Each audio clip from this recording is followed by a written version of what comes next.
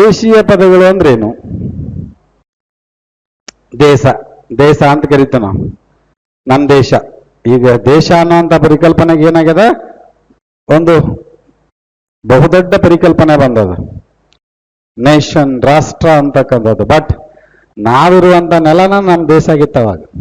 ದೇಶಗತಿಗಳು ಅಂತ ಕರಿತಿದ್ರು, ಅದನ್ನ ಆಳುವಂತವ್ರನ್ನ ದೇಸಾಯರು ಅಂತ ಕರಿತಾ ಇದ್ರು. ದೇಶ ಅಂದ್ರೆ ನಾವಿರುವಂತ ಜಾಗ ಅಂತಕ್ಕಂಥ ವಿಚಾರಗಳು. ಅಂದ್ರೆ ನಮ್ಮ ಪದಗಳೇ, ನಮ್ಮ ನೆಲದ ಪದಗಳೇ ಏನಾಗ್ತಾವು? ದೇಶೀಯ ಪದಗಳು. ಅದ್ರಾಗೂ ಅಚ್ಚ ಕನ್ನಡದ ಪದಗಳನ್ನ ನಾವೇನಂತ ಕರಿತೀವಿ? ದೇಶೀಯ ಪದಗಳು ಅಂತ ಕರಿತಾ ಇದ್ದೀವಿ. ಇವುಗಳ ಉಗಮ, ವಿಕಾಸ ಎಲ್ಲ ಏನಿರ್ತೈತಿ ಅಂದ್ರೆ ಕನ್ನಡದಲ್ಲಿಯೇ ಇರ್ತೈತಿ. ಹುಟ್ಟು, ಬೆಳವಣಿಗೆ, ವಿಕಾಸ ಅಂತಕ್ಕಂಥ ವಿಚಾರವನ್ನು ನೋಡಿದಾಗ ನಮ್ಗೆ ಇಲ್ಲಿ ಕನ್ನಡದಲ್ಲೇ ಇರೋದ್ರಿಂದ ಅವುಗಳನ್ನ ನಾವೇನಂತ ಕರಿತೀವಿ?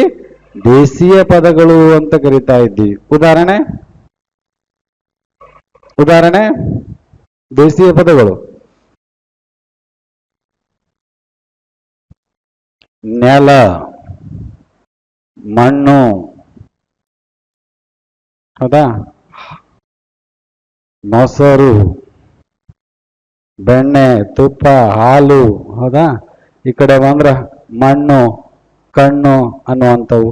ತದನಂತರ ನೆಲ, ಹೊಲ, ಫಲ, ಬಿಲ ಅಂತಕ್ಕಂಥವು. ಕಾಗೆ, ಗುಬ್ಬಿ, ಹೌದಾ, ಕತ್ತೆ, ಎತ್ತು, ಎಮ್ಮೆ, ಅಪ್ಪ, ಅವ್ವ, ಅಮ್ಮ, ಇವೆಲ್ಲ ಏನಾಗ್ತಾವು? ದೇಶೀಯ ಪದಗಳು ಅಂತಕ್ಕಂಥದ್ದು. ಈ ನೆಲದಲ್ಲೇ ಹುಟ್ಟಿ ಈ ನೆಲದಲ್ಲಿಯೇ ಬೆಳೆದಿರ್ತಾವೆ ಅನ್ನುವಂಥದ್ದನ್ನ ನಾವು ಗಮನಿಸ್ತಕ್ಕಂಥದ್ದು. ಗುಬ್ಬಿ. ಸಾಂಕೇತಿಕವಾಗಿ ಒಂದು 4 ಉದಾಹರಣೆ, ಬರ್ಸುವಾಗ ಒಂದು 5-6 ಬರ್ಸೋಣ ಅಂತ. ಸೊ ಇದನ್ನ ದೇಶೀಯ ಪದಗಳು ಅಂತ ಕರೀತಾರೆ. ಇನ್ನು ಅನ್ಯ ದೇಶೀಯ ಅಂದ್ರೆ ಬೇರೆ ದೇಶದ ಪದಗಳನ್ನ, ಹೌದಾ. ಮತ್ತೆ ಮರಾಠಿ ಬೇರೆ ದೇಶದ್ದಾಗ್ಲಿಲ್ಲಲ್ಲ, ಬೇರೆ ಭಾಷೆ. ಎಸ್, ಬೇರೆ ಭಾಷಾ ಪದಗಳು ಕನ್ನಡದಲ್ಲಿ ಏನಾಗ್ಯಾವ ಅಂದ್ರ ಒಂದ್ ಸಂದರ್ಭದೊಳಗ ಆಡಳಿತಾತ್ಮಕವಾಗಿ ನೋಡಿದಾಗ ನಮ್ಮನ್ನ 10, 11, 12ನೇ ಶತಮಾನದ ಕಾಲಘಟ್ಟಕ್ಕೆ ಹೋದಾಗ ಕರ್ಕೊಂಡು ಹೋದಾಗ ಅಲ್ಲಿ ಏನಾಗತ್ತಂದ್ರ ನಮ್ಗ ಉರ್ದು ಭಾಷೆ ಪ್ರಭಾವ ಬೀರುತ್ತ, ಪಾರ್ಸಿ ಭಾಷೆ ಪ್ರಭಾವ ಬೀರ್ತದ ಆಡಳಿತಾತ್ಮಕವಾಗಿ. ಅದಂತರ ಇಲ್ಲಿ ಅರಬ್ಬಿ ಭಾಷೆ ಪ್ರಭಾವ ಬೀರ್ತದ. ಅವೆಲ್ಲವೂ ಕೂಡ ಆಡಳಿತಾತ್ಮಕವಾಗಿ ನಮ್ಮ ಭಾಷೆಯ ಮೇಲೆ ಪ್ರಭಾವ ಬೀರಿವೆ. ಸೊ ಹಂಗಾಗಿ ಆಯಾ ಪದಗಳು ಆರಂಭದಲ್ಲಿ ಬಂದು ತದನಂತರದೊಳಗೆ ನೋಡಿದ್ರೆ 16, 17ನೇ ಶತಮಾನ, 16ನೇ ಶತಮಾನದಾಗ ಪೋರ್ಚುಗೀಸರ ಪ್ರವೇಶ ಆಯ್ತು. ನಂತರದಲ್ಲಿ ಡಚ್ರು, ಇಂಗ್ಲಿಷರು ಎಲ್ಲ ಬಂದ್ರು. ಸೊ ಆರಂಭದಲ್ಲಿ ಪೋರ್ಚುಗೀಸರು ಬಂದಿದ್ರಿಂದ ಪೋರ್ಚುಗೀಸರ ಪ್ರಭಾವ ಆಯ್ತು. ತದನಂತರದಲ್ಲಿ ಇಂಗ್ಲಿಷ್ ಭಾಷೆಯ ಪ್ರಭಾವ ಆಯ್ತು. ಪಕ್ಕದಲ್ಲೇ ಮರಾಠಿ ಇತ್ತು, ಮರಾಠಿ ಭಾಷಾ ಪ್ರಭಾವ ಆಯ್ತು. ಹಿಂಗ ಕನ್ನಡದಲ್ಲಿ ಸೇರಿ ಹೋದ ಬೇರೆ ಬೇರೆ ಭಾಷಾ ಪದಗಳನ್ನ ನಾವೇನಂತ ಕರಿತೀವಿ? ಅನ್ಯ ದೇಶೀಯ ಪದಗಳು ಅಂತ ಕರಿತೀವಿ. ಸಾಮಾನ್ಯವಾಗಿ ಉರ್ದು, ಅರಬ್ಬಿ, ಪಾರ್ಸಿ ಬರೆಯುವಂತ ರೂಪಗಳು ಬೇರೆ ಆದ್ರೆ ಕೆಲವು ಪದಗಳು ಒಂದೇ ಇರ್ತಾವ. ಸೊ ಅವುಗಳನ್ನ ಒಟ್ಟಾರೆಯಾಗಿ ಏನಂದ್ಬಿಡ್ತಾರ? ಹಿಂದೂಸ್ತಾನಿ ಪದಗಳು ಅಂತ ಕರೆದು ಬಿಡ್ತಾರ. ಹಿಂದೂಸ್ತಾನಿ ಪದಗಳು ಅಂತಕ್ಕಂಥ ವಿಚಾರ. ಅದನ್ನು ಬಿಟ್ರೆ ಮುಖ್ಯವಾಗಿ ಪೋರ್ಚುಗೀಸ್ ಭಾಷೆಯ ಪದಗಳು, ಅದಾದ್ಮೇಲೆ ಇಂಗ್ಲಿಷ್, ಆಮೇಲೆ ಮರಾಠಿ. ಸೊ ಹಿಂಗ ಬೇರೆ ಬೇರೆ ಭಾಷೆಯ ಪದಗಳ ಕನ್ನಡದಲ್ಲಿ ಸೇರಿ ಹೋಗಿವೆ ಅಂತಕ್ಕಂಥ ವಿಚಾರ. ಹಿಂದೂಸ್ತಾನಿ, ಎಸ್, ಜಮೀನು ಅಂತೀವಿ ನಾವು. ಅಸಲಿ, ಹೌದಲ್ಲ, ನಕಲಿ, ಜಮೀನು, ಜಮೀನ್ದಾರ, ತಹಶೀಲ್ದಾರ, ಅಮಲ್ದಾರ, ಹೌದಾ.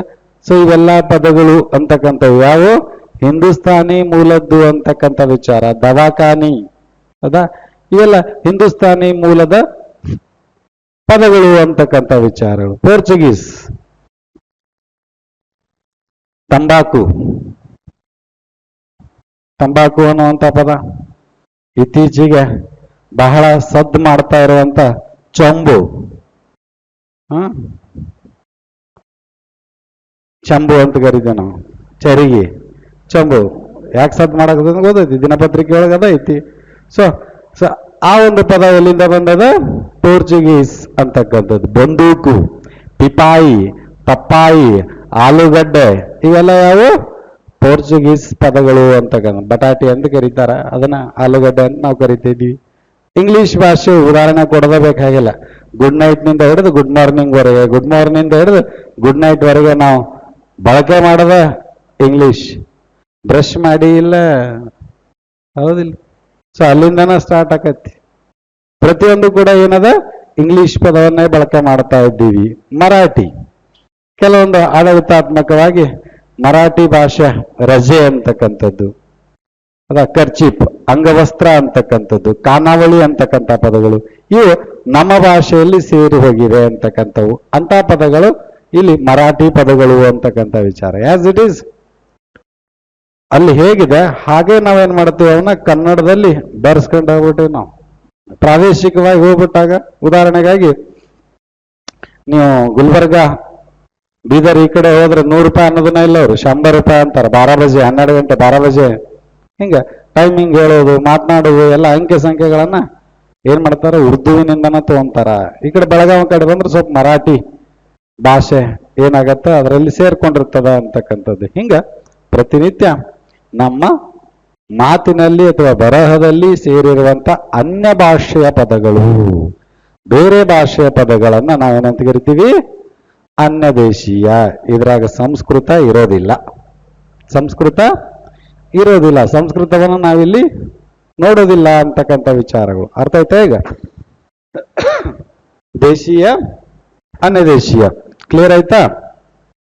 ಕೆಲವೊಮ್ಮೆ ಎಕ್ಸಾಮ್ನಾಗ ಏನ್ ಮಾಡ್ತಾನೆ, ನೇರವಾಗಿ ಇವುಗಳನ್ನ ಕೇಳ್ತಾನೆ. ಒಂದು ಪದ ಕೊಡ್ತಾನೆ, ಒಂದು ಪದ ಕೊಟ್ಟು ಇದು ಯಾವ ಭಾಷೆಗೆ ಸೇರಿದ ಪದ ಅಂತ ಕೇಳ್ತಾನೆ. ಸೊ ಅವಾಗ ಏನ್ ಮಾಡ್ಬೇಕು? ಅಥೆಂಟಿಕ್ ನಾವು ಉತ್ತರ ಕೊಡ್ಬೇಕಾಗತ್ತೆ.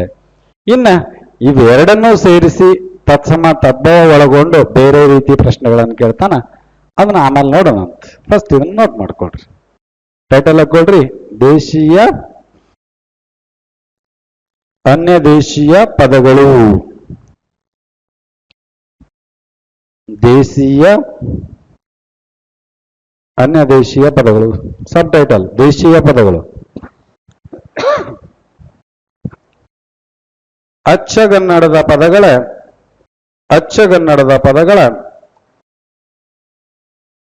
ದೇಶೀಯ ಪದಗಳು. ಅಚ್ಚಗನ್ನಡದ ಪದಗಳ ದೇಶೀಯ ಪದಗಳು. ಅಚ್ಚಗನ್ನಡದ ಪದಗಳ ದೇಶೀಯ ಪದಗಳು.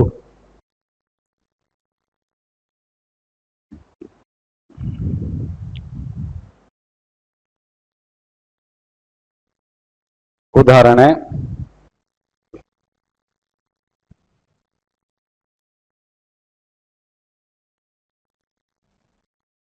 ಮನೆ, ಮಣ್ಣು, ಹೊಲ, ಮೊಸರು, ತುಪ್ಪ, ಬೆಣ್ಣೆ, ಕಾಗೆ, ಗುಬ್ಬಿ, ಎತ್ತು, ಎಮ್ಮೆ, ಅಪ್ಪ, ಅವ್ವ, ಅಣ್ಣ ಇತ್ಯಾದಿ ಇತ್ಯಾದಿ.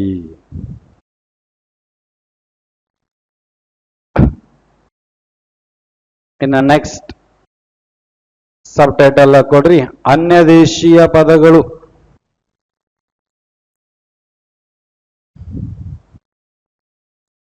ಅನ್ಯ ದೇಶೀಯ ಪದಗಳು.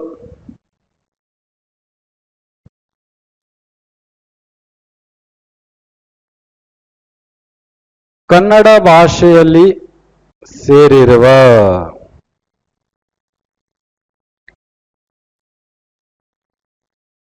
ಕನ್ನಡ ಭಾಷೆಯಲ್ಲಿ ಸೇರಿರುವ ಬೇರೆ ಬೇರೆ ಭಾಷೆಯ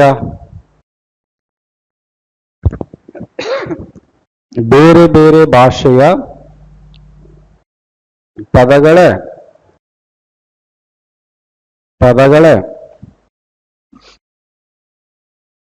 ಅನ್ಯ ದೇಶೀಯ ಪದಗಳು. ಅನ್ಯ ದೇಶೀಯ ಪದಗಳು.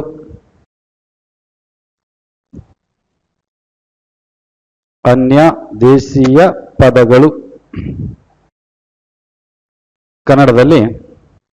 ಕನ್ನಡದಲ್ಲಿ ಉರ್ದು, ಪಾರ್ಸಿ, ಅರಬ್ಬಿ,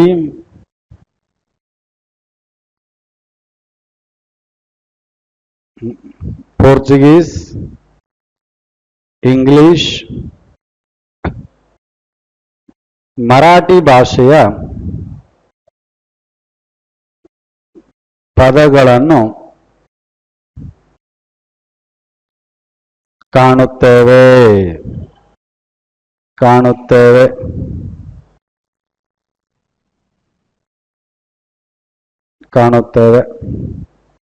ಉದಾಹರಣೆ, ಈಗ ಒಂದೊಂದು ಭಾಷಾ ಪದಗಳನ್ನು ಬರ್ಕೋರಿ. ಮೊದ್ಲು ಉರ್ದು.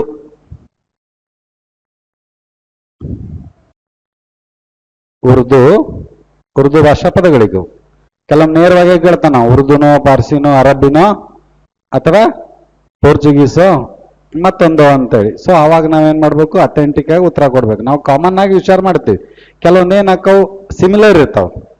ಈಗ ಹಿಂದಿ ತಗೊಳ್ರಿ, ಹಿಂದಿ ಭಾಷೆ, ಅರಬ್ಬಿ, ಉರ್ದು ಇವೆಲ್ಲ ತಗೊಂಡ್ರೆ ಲಿಪಿಗಳ ರೂಪಗಳು ಬೇರೆ ಬೇರೆ, ಕೆಲವೊಂದು ಪದಗಳು ಸಿಮಿಲರ್ ಇರ್ತಾವ. ಅಲ್ಲಿ ಎಲ್ಲಿಂದ ಬಂದಾವ ಅಂದ್ರೆ ಮೂಲ ಭಾಷೆಯಿಂದ ಬಂದಿರ್ತಾವ. ಬರ್ಕೋರಿ, ಯಾವುದು ಉರ್ದು ಅಲ್ಲ. ಕಿಮ್ಮತ್ತು,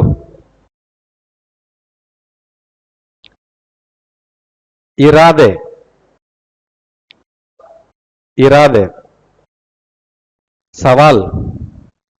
ಸವಾಲ್ ಬಂದದಂದ್ರೆ ಮತ್ತೆ ಜವಾಬ್ ಇದ್ದೇ ಇರ್ತೈತಿ, ಹೌದಿಲ್ಲ?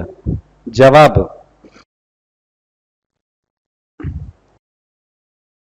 ಮುಕ್ಕಾಂ,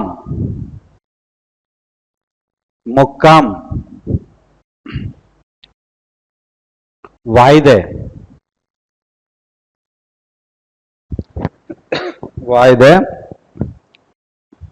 ರುಜು,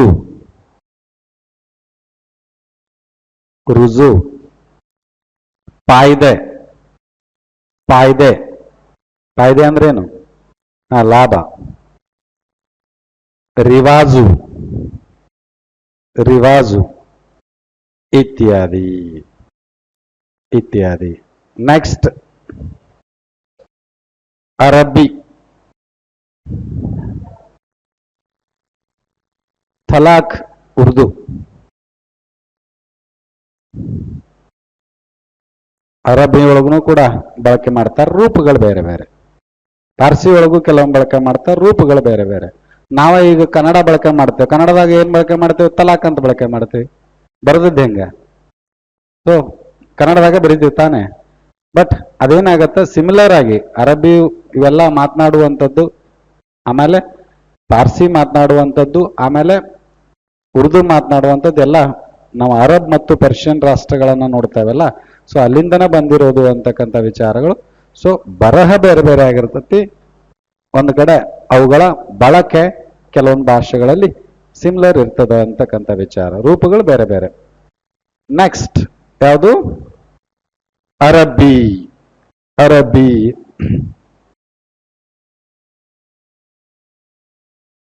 ಅಸ್ಲಿ,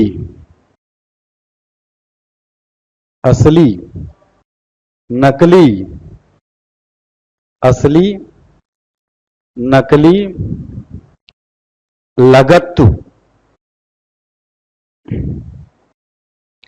ಲಗತ್ತು ಅಂದ್ರೆ ಅಟ್ಯಾಚ್ಮೆಂಟ್ಸ್. ಬಾಬತ್ತು ಅಂದ್ರೆ ಟೋಟಲ್ ಅಮೌಂಟ್, ಒಟ್ಟು ಬಾಬತ್ತು ಅಂತ ಹೇಳ್ತೀವಿ. ಒಟ್ಟು ಅಮೌಂಟ್ ಅಂತ ಹೇಳೋದಲ್ಲ, ಬಾಬತ್ತು ಅಂತಕ್ಕಂಥ. ತಾಕತ್ತು, ಬೇಶರಂ,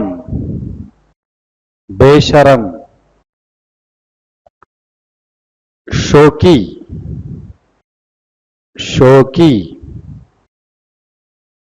ಕುಲಾಸೆ,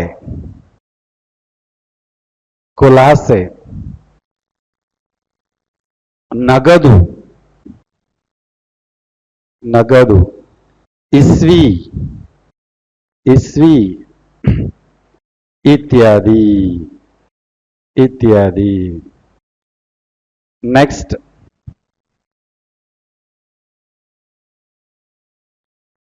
ಪಾರ್ಸಿ ಪಾರ್ಸಿ.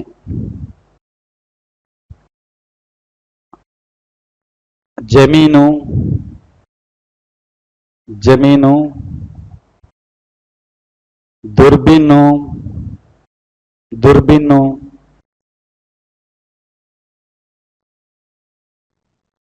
ಶಿಸ್ತು ಶಿಸ್ತು. ಖುಷ್ಕಿ ಖುಷ್ಕಿ ಖುಷ್ಕಿ. ದುಬಾರಿ ದುಬಾರಿ. ರಾಜೀನಾಮೆ ರಾಜೀನಾಮೆ. ದುಂಬಾಲು ದುಂಬಾಲು. ಚೌಕಾಶಿ ದುಂಬಾಲು ಚೌಕಾಶಿ. ದಲ್ಲಾಳಿ ದಲ್ಲಾಳಿ. ಅಜಮಾಸು ಅಜಮಾಸು ಇತ್ಯಾದಿ ಇತ್ಯಾದಿ. ನೆಕ್ಸ್ಟ್ ಪೋರ್ಚುಗೀಸ್ ಪದ. ಪೋರ್ಚುಗೀಸ್ ಪದ. ಬಟಾಟೆ ಅಂದ್ರೆ ಆಲೂಗಡ್ಡೆ. ಬಟಾಟೆ ಅಂದ್ರೆ ಆಲೂಗಡ್ಡೆ. ಸಾಬೂನು ಸಾಬೂನು. ಇಸ್ತ್ರಿ ಇಸ್ತ್ರಿ. ಅದೇ ರೀತಿ ಮೇಸ್ತ್ರಿ ಮೇಸ್ತ್ರಿ. ಬಂದೂಕು ಬಂದೂಕು. ತಂಬಾಕು ತಂಬಾಕು. ಚೊಂಬು ಚೊಂಬು. ಪಿಪಾಯಿ ಪಿಪಾಯಿ ಪಿಪಾಯಿ ಅಂದ್ರೆ ಡ್ರಮ್. ಪ್ಲಾಸ್ಟಿಕ್ ಡ್ರಮ್ ಇರ್ತಾವ ನೀರು ತುಂಬು. ಪಿಪಾಯಿ. ಪಪ್ಪಾಯಿ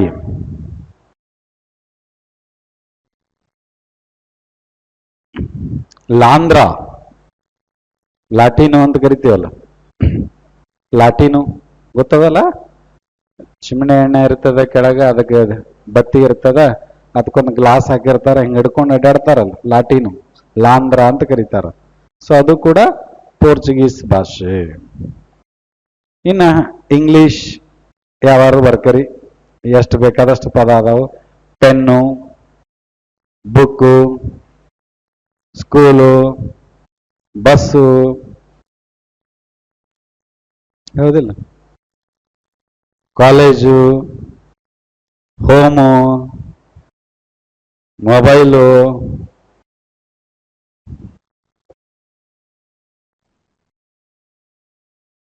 ಇತ್ಯಾದಿ ಸಾಕಷ್ಟು.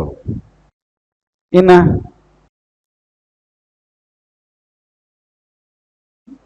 ಮರಾಠಿ ಮರಾಠಿ.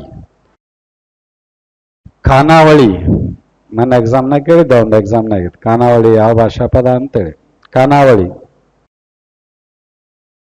ಫರಕ್. ಎಸ್, ಫರಕ್. ಫರಕ್ ಅಂದ್ರೆ ಗೊತ್ತಲ್ಲ, ಡಿಫ್ರೆನ್ಸ್, ಭಾಳ ಫರಕ್ ಐತೆ ಅಂತೀವಿ ನಾವು. ಟಪಾಲು ಟಪಾಲು.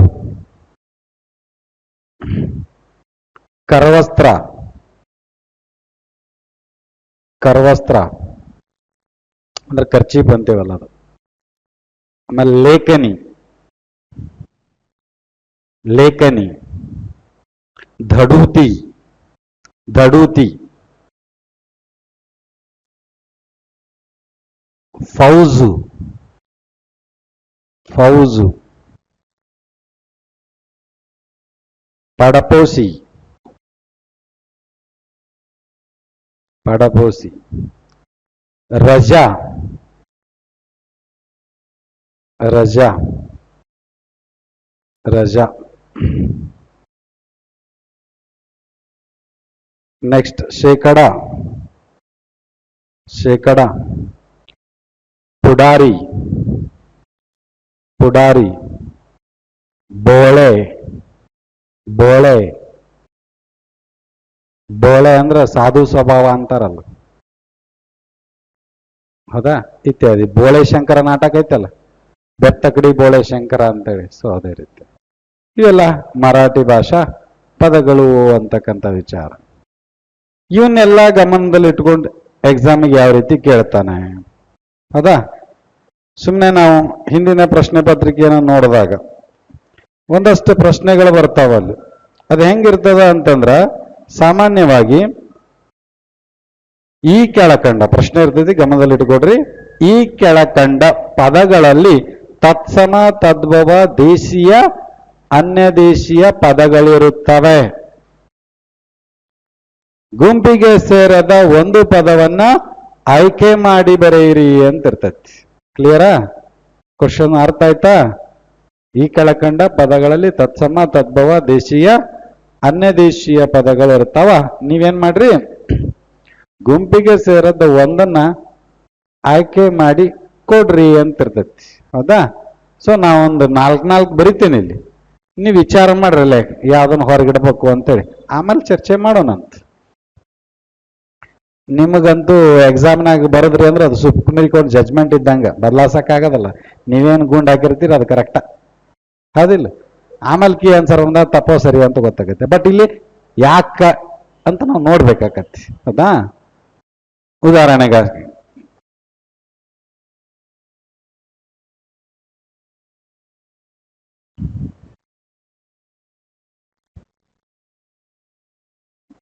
ಅರ್ಥಕವಾಕ್ಷರ ಸ್ವಲ್ಪ ಮಾತಾಡ್ರಿ.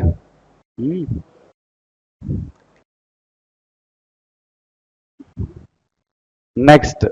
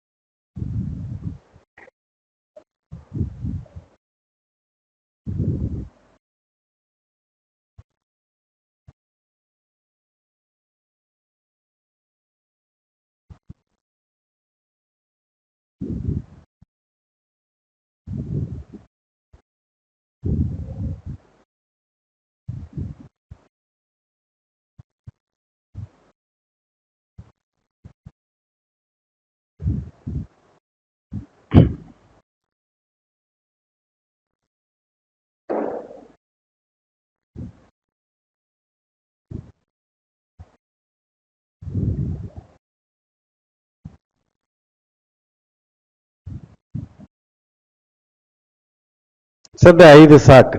ಒಂದ್ ಕ್ವಶನ್ ಪೇಪರ್ನಾಗಂತೂ 5 ಫಿಕ್ಸ್ ಇರ್ತಾವ, ಹೌದಾ? ಸೊ ಮೊದಲೇದ್ರಾಗ ಯಾವ್ದು ಉತ್ತರ, ಯಾಕೆ ಉತ್ತರ, ಹೌದಿಲ್ಲ? ಯಾವ್ದು ಉತ್ತರ ಯಾಕೆ ಉತ್ತರ, ಯಾವ್ದಂತ ಕೇಳ್ತಾರ ಅಲ್ಲಿಗೆ ಮುಗಿತದ ಎಕ್ಸಾಮ್ನಾಗ. ಇಲ್ಲಿ ಯಾವುದು ಮತ್ತೆ ಯಾಕ ಅಂತೇಳಿ, ಹೌದಾ? ಮೊದಲೇದ್ರಾಗ ಯಾವ್ದು, ಆ ಯಾವುದು? ಈ 4ರಾಗ ಯಾವ್ದು ಅಷ್ಟೇ ಹೇಳ್ರಿ. ಜಲ. ಜಲ ಅನ್ನೋರು ಎಷ್ಟು ಮಂದಿ ಇದೀರಿ?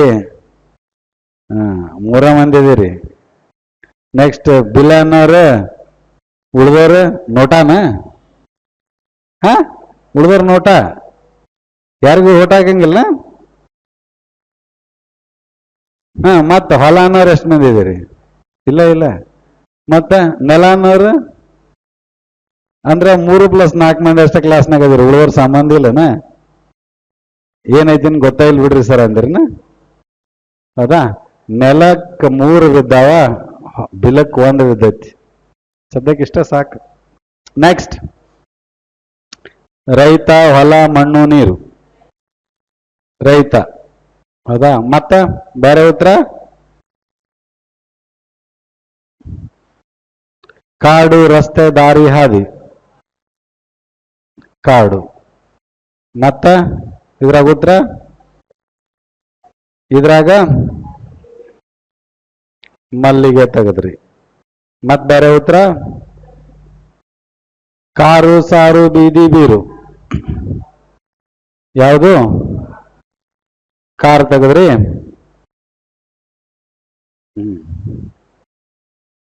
ಯಾಕೆ ತೆಗದ್ರಿ ಬೇಕಲ್ಲಿ?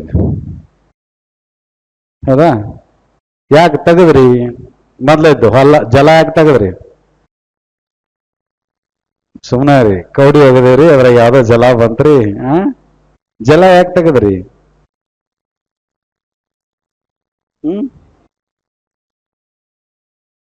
ಆ ಜಲ ದೇಶೀಯ, ಉಳ್ದವ ಅನ್ಯ ದೇಶೀಯ.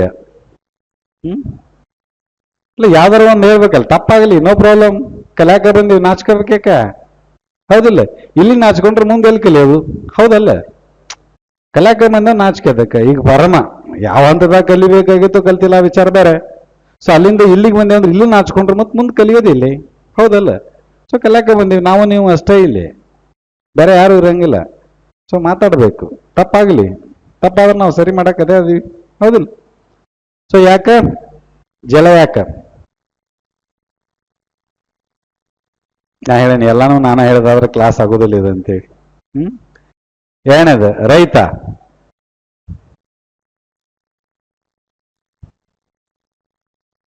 ಉತ್ತರ ಗೊತ್ತಿಲ್ಲ ಅಂದ್ರೆ ಮಾರ್ಕ್ಸ್ ಬರೋದಿಲ್ಲ. ಹೌದಾ? ಕಾಡು. ಇವು ಮೂರು ಒಂದಾರತೈತಿ, ಅದು ಕಾಡಿನ ದಾರಿ, ದಾರಿ ದಾರಿ. ಇಲ್ಲಿನೂ ಕೂಡ ಹಂಗ ಅನಿಸ್ತತಿ. 4 ದೀಪ ತೋರಿಸ್ತಾವ, ಇದೊಂದು ಮಲ್ಲಿಗೆ ಹೂ ಸುವಾಸನೆ ಬೀರ್ತತಿ. ಇಲ್ಲೇ ಕಾರು, ಕಾರ್ ಗಾಡಿ, ಇವು ಸಾರು ಗೀರು ಎಲ್ಲ ಇವು ಬೇರೆ ಅರ್ಥ ಕೊಡ್ತಾವ. ಹೌದಲ್ಲ?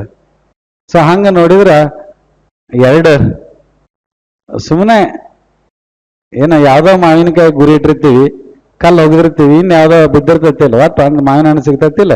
ಸೊ ಹಂಗ 2 ಮಾರ್ಕ್ಸ್ ಸಿಕ್ಕಾವ. ಆದ್ರ ಹಂಗ ನೋಡಿದ್ರೆ ಇಷ್ಟ ಮಾರ್ಕ್ಸ್.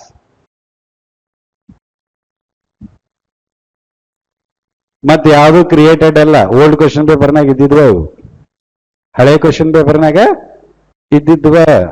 ನೋಡಿ, ಸ್ಪರ್ಧಾತ್ಮಕ ಪರೀಕ್ಷೆ ಅಂತಂದ್ರ ಎಷ್ಟು ಸಾಧ್ಯನೋ ಅಷ್ಟು ಅವ್ರು ಏನ್ ಮಾಡ್ತಾರ, ಮೊದಲನೇ ಹಂತಕ್ಕ ಹೊರಗಾಗಕ್ ಶುರು ಮಾಡ್ತಾರ. ಅವ್ರು ಬೇಕಾಗಿದ್ 100 ಆದ್ರ 10 ಲಕ್ಷ ಮಂದಿ ಕೂತಿರ್ತಾರ, 5 ಲಕ್ಷ ಮಂದಿ ಕೂತಿರ್ತಾರ. ಸೊ ಅದನ್ನ 1ನೇ ಹಂತದಾಗ ಎಕ್ಸಾಮ್ನಾಗ ಹೊರಗಾಗಕ್ ನೋಡ್ತಾರ ಅವ್ರು. ಹೌದಾ?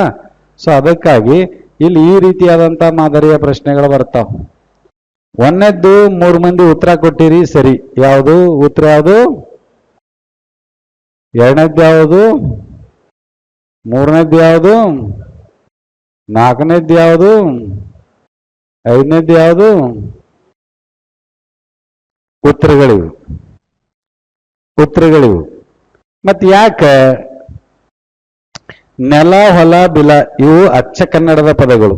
ಇದು ಒಂದು ಸಂಸ್ಕೃತ. ಈಗ ಹುಬ್ಬಳ್ಳಿಗೆ ಹೋಗಕ್ 4 ದಾರಿ ತೋರಿಸ್ಯಾರ. ಪ್ರಶ್ನೆ ಬಹಳ ಸಿಂಪಲ್ ಐತಿ ನಮಗ. ಏನಂತ? ತತ್ಸಮನು, ತದ್ಭವನು, ದೇಶೀಯನು, ಅನ್ಯ ದೇಶೀಯ. ಈ ಕಡೆಯಿಂದಾರ ಹೋಗ್ರಿ, ಈ ಕಡೆಯಿಂದಾರ ಹೋಗ್ರಿ, ಈ ಕಡೆಯಿಂದಾರ ಹೋಗ್ರಿ, ಈ ಕಡೆಯಿಂದಾರ ಹೋಗ್ರಿ, ಒಟ್ಟ ಅಲ್ಲಿ ಮುಡ್ತೀರಿ ಅಂತ ಹೇಳ್ಯಾರ ಅವ್ರು. ನಾ ಈ ಕಡೆಯಿಂದ ಹೋಗ್ಕಣ್ರಿ ಸರ್ ಅಂದ್ರ ತಪ್ಪಲ್ವಾ? ಅದು 4 ದಾರಿ ತೋರಿಸ್ಯಾರ ಅವ್ರು. 4 ವಿಚಾರ ನಮ್ಮ ತಲೆ ಬರ್ಬೇಕು. ತತ್ಸಮನು, ತದ್ಭವನು, ದೇಶೀಯನು, ಅನ್ಯ ದೇಶೀಯನು. ಹಂಗ ನೋಡಿರಿ ಇನ್ನೊಂದು ಮಾದರಿ ಕೇಳ್ತಾರ ಅವ್ರು, ಗುಂಪಿಗೆ ಸೇರದ ಪದ. ಅದು ಬಹಳ ಕಷ್ಟ ರೀ ಉತ್ತರ ಮಾಡೋದು. ಯಾಕ? ಇಡೀ ವ್ಯಾಕರಣ ನೋಡ್ಬೇಕಲ್ಲ ನಾವು, ಇಡೀ ಸಾಹಿತ್ಯ ನೋಡ್ಬೇಕಲ್ಲ. ವ್ಯಾಕರಣ ಸಾಹಿತ್ಯ ಎಲ್ಲ ನೋಡಿದ ಮೇಲೆ ಉತ್ತರ ಬರ್ತೈತೆ ನಮಗೆ. ಆಮೇಲೆ ಬೇಕಾರ ನಾವು ಜನರಲ್ ನಾಲೆಜ್ ಅನ್ನ ಬಳಕೆ ಮಾಡ್ತಕ್ಕಂಥದ್ದು. ಬಟ್ ಇಲ್ಲ 4 ದಾರಿ ಕೊಟ್ಟಾರು, ಬಹಳ ಸಿಂಪಲ್ ಇವು. FD SD ಆದಾಗಂತೂ ಕಾಯಂ ಪ್ರಶ್ನೆ ಇವು. 5 ಅಂತೂ ಫಿಕ್ಸ್ ಇರ್ತಾವ. ಹೌದಾ? ಆಮೇಲೆ ಮತ್ತೆ 5 ಎಕ್ಸ್ಟ್ರಾ ಕೊಡ್ತಾನ. ಅವು ಬೇರೆ, ಗುಂಪಿಗೆ ಸೇರದ ಪದಗಳನ್ನ ಆರಿಸಿ ಬರೆಯಿರಂತಾನೆ. ಇದು ಬೇರೆ, ತತ್ಸಮ, ತದ್ಭವ, ದೇಶೀಯ, ಅನ್ಯ ದೇಶೀಯ ಅಂತಕ್ಕಂಥದ್ದು. ಇಲ್ಲಿ ರೈತ ಅಂತ ಬಂದಾಗ ರೈತ ಅನ್ಯ ದೇಶೀಯ ಪದ ಹೌದಾ, ಪಾರ್ಸಿ ಅನ್ಸುತ್ತೆ, ದರ್ಶನ ಇಲ್ರಿ, ಇಲ್ಲ ಹಿಂದೂಸ್ತಾನಿ ಪದಗಳು ಒಟ್ಟು ಪಾರ್ಸಿ ಪದದಾಗ ಬರ್ದತ್ತದು. ಸೊ ರೈತ ಅನ್ಯ ದೇಶೀಯ ಪದ, ಉಳಿದವೇನು ದೇಶೀಯ ಪದಗಳು ಅಂತಕ್ಕಂಥ ವಿಚಾರ. ಇನ್ನ ಇಲ್ಲಿ ಬಂದಾಗ ರಸ್ತೆ ಅನ್ನೋದು ಕೂಡ ಅನ್ಯ ದೇಶೀಯ ಪದನೇ ಅಂತಕ್ಕಂಥ ವಿಚಾರ. ಕಾಡು, ದಾರಿ, ಹಾದಿ, ರಾಸ್ತಾ ಅಂತ ಕರಿತೀವಿಲ್ಲ, ಅದು ರಸ್ತೆಯಾಗಿ ಬಂದದ. ನಮ್ಮ ಈ ಮೂರು ಏನವು ಕನ್ನಡದ ಪದಗಳು ಅಂತಕ್ಕಂಥ ವಿಚಾರ. ಬೇಕಂತಲೇ ಕೇಳ್ತಾರ ಅವರು. ಇವು ಸಮಾನಾರ್ಥಕ, ಇವು ನಿಮ್ಗೆ ಯಾರು ಹೇಳ್ಯಾರ ಸಮಾನಾರ್ಥಕ ನೋಡಂತ ಹೇಳಿ? ಹೇಳಿಲ್ಲ ತಾನೆ, ಹೇಳಿಲ್ಲ ಅವರು. ಪ್ರಶ್ನೆ ಏನಿದೆ ನಾವು ಸರಿಯಾಗಿ ಗಮನಿಸ್ಬೇಕು.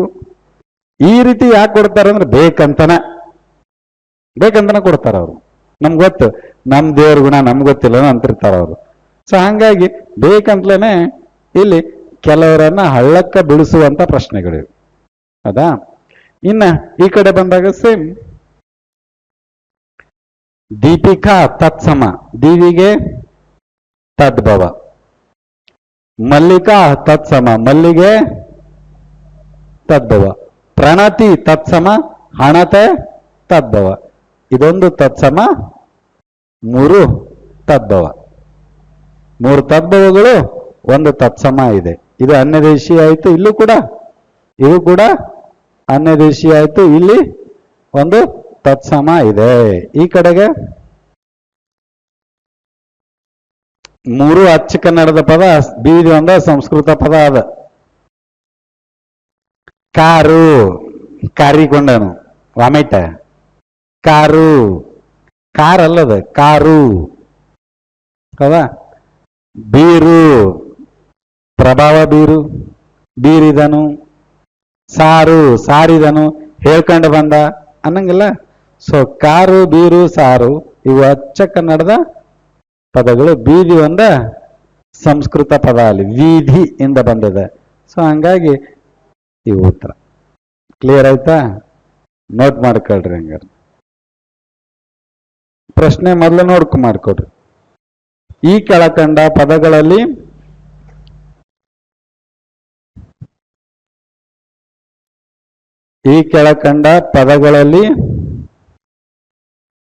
ಈ ಕೆಳಕಂಡ ಪದಗಳಲ್ಲಿ ತತ್ಸಮ, ತದ್ಭವ,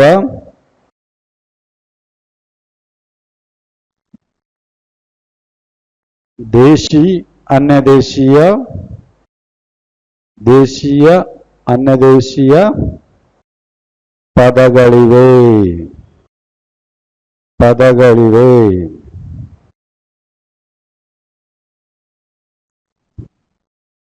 ಗುಂಪಿಗೆ ಸೇರದ ಒಂದು ಪದವನ್ನು ಉತ್ತರವಾಗಿ ಆಯ್ಕೆ ಮಾಡಿ. ಅದಾ 100 ಮಾರ್ಕ್ಸ್ ಇದ್ದಲ್ಲಿ ಏನ್ ಮಾಡ್ತಾನ, 5 ಕೇಳ್ತಾನ. 35 ಮಾರ್ಕ್ಸ್ ಇದ್ದಲ್ಲಿ ಒಂದೊಂದು ಯಾವ್ದಾರು ಒಂದು ಕೇಳ್ತಾನ ಅಷ್ಟೆ.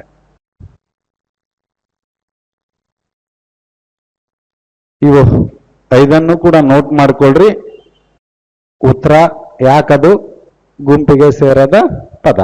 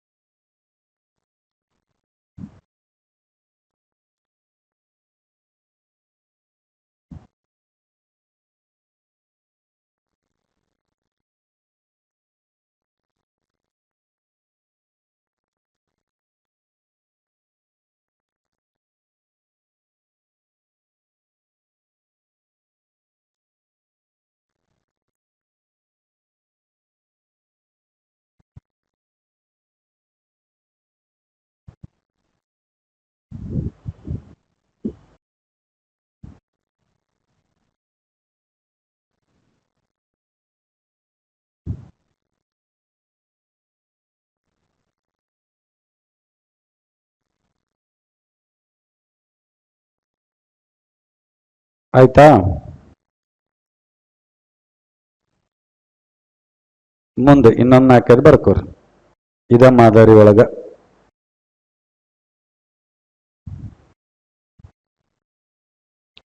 ಭೂಮಿ,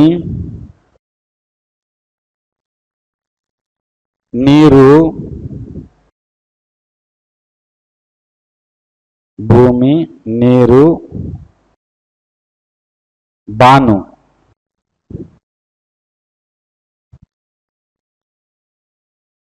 ಮೀನು, ಮೀನು ಯಾವುದು ತೆಗಿತೀರಿ? ಯಾವುದು? ಭೂಮಿ.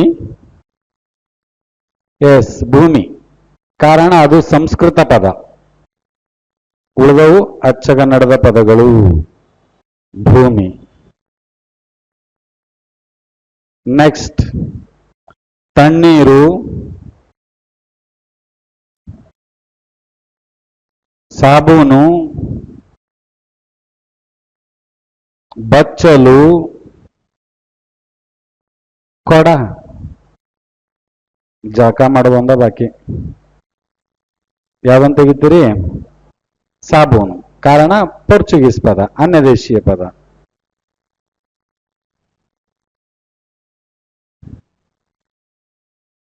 ತಾಕತ್ತು. ನೆಕ್ಸ್ಟ್ ತಾಕತ್ತು, ಹಿತ್ತಲು, ಹಿತ್ತಲು, ಹಿತ್ತಿಲು ಅಥವಾ ಹಿತ್ತಲು, ಗುಮಾಸ್ತ, ಗುಮಾಸ್ತ,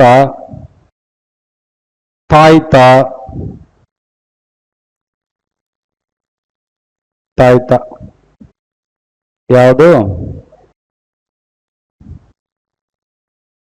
ಹಿತ್ತಲು. ಯಾಕೆ?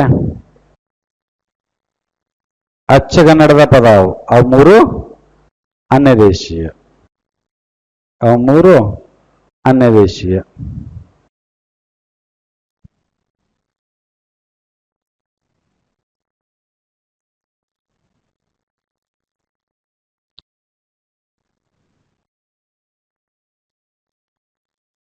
ರಿಸಿ,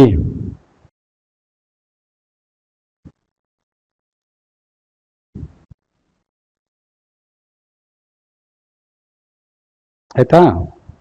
ಬಣ್ಣ, ವರ್ಣ, ರನ್ನ.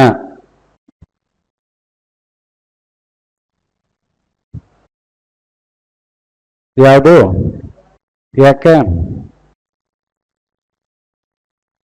ವರ್ಣ. Yes, very good. ವರ್ಣ ತೆಗಿಬೇಕು. ಯಾಕ? ಅದೊಂದು ತತ್ಸಮ. ಉಳಿದವು ಮೂರು ತದ್ಭವಗಳು. ಋಷಿ, ರಿಸಿ ಆಯ್ತು. ಋಷಿ, ರಿಸಿ ಆಯ್ತು. ವರ್ಣ ಬಣ್ಣ ಅಂತೂ ಅಲ್ಲೇ ಅದಾವು. ವರ್ಣ ಬಣ್ಣ ಆಯ್ತು. ಇನ್ನ ರನ್ನ, ರತ್ನ. ರಥುನ ಅಂತನೂ ಬರೀತಾರ, ರತ್ನ ಅಂತ, ರನ್ನ ಅಂತನೂ ಬರೀತಾರ. ಎರಡೂ ಸರಿ. ರನ್ನ, ರತ್ನ, ರನ್ನ ಅಂತಕ್ಕಂಥದ್ದು. ನೆಕ್ಸ್ಟ್ ಎಣ್ಣೆ,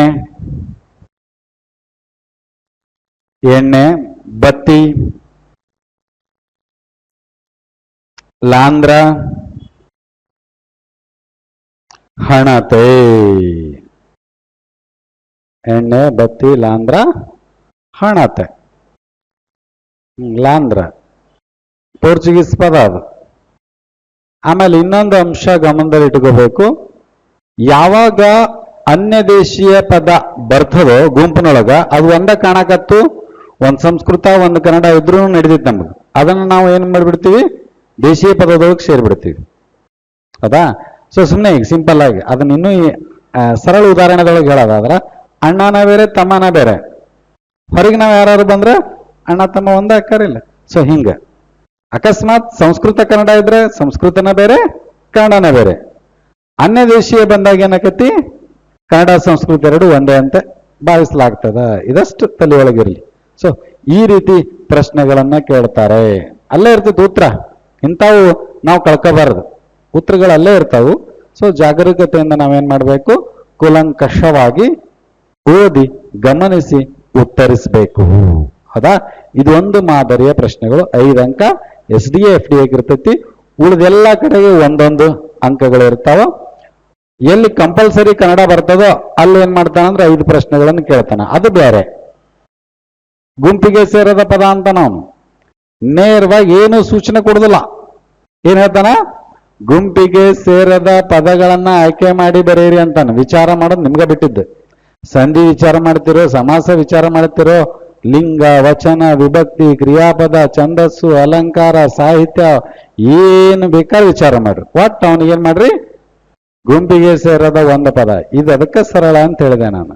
ಬಟ್ ಈಗ ನೆಕ್ಸ್ಟ್ ಏನ್ ನಾವು ಚರ್ಚೆ ಮಾಡ್ತೀವಲ್ಲ, ಯಾಕೆ ಗುಂಪಿಗೆ ಸೇರದ ಪದಗಳನ್ನ ಚರ್ಚೆ ಮಾಡಕತ್ತೀವಿ, ಅದನ್ನು ಒಂದ್ಸಲ ನೋಡ್ಬಿಡೋಣ. ಈಗ ಅದು ಏನ್ ಮಾಡ್ತಾನೆ? ಕಂಪಲ್ಸರಿ ಕನ್ನಡದಾಗ 5 ಕೇಳ್ತಾನೆ.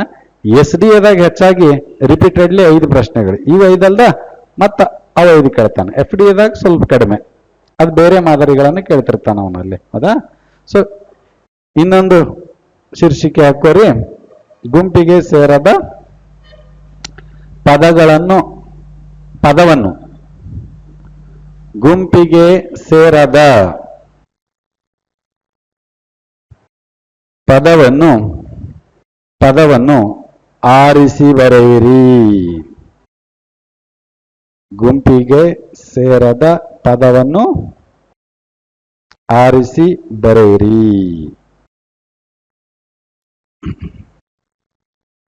ಈಗ ಒಂದು ಚರ್ಚೆ ಮಾಡ್ತೀನಿ ನಾನು. ಒಂದು ಚರ್ಚೆ ಮಾಡಿದ್ಮೇಲೆ ನಿಮ್ಗೆ ಗೊತ್ತಾಗತ್ತೆ, ಆಮೇಲೆ ಉತ್ತರ ಹೇಳಕ್ ನಿಮ್ಗೆ ಸರಳ ಆಗತ್ತೆ ಅಂತಕ್ಕಂಥದ್ದು. ಉದಾಹರಣೆಗಾಗಿ, ಹಸು, ಹುಡುಗ, ಹಲಸು,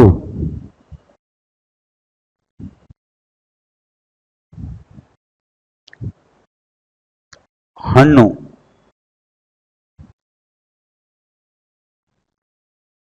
ಎಲ್ಲ ಹಕಾರದಾಗ ಅದಾವ. ಯಾವ್ದೊಂದು ತೆಗಿಬೇಕು ನೋಡ್ರಿ,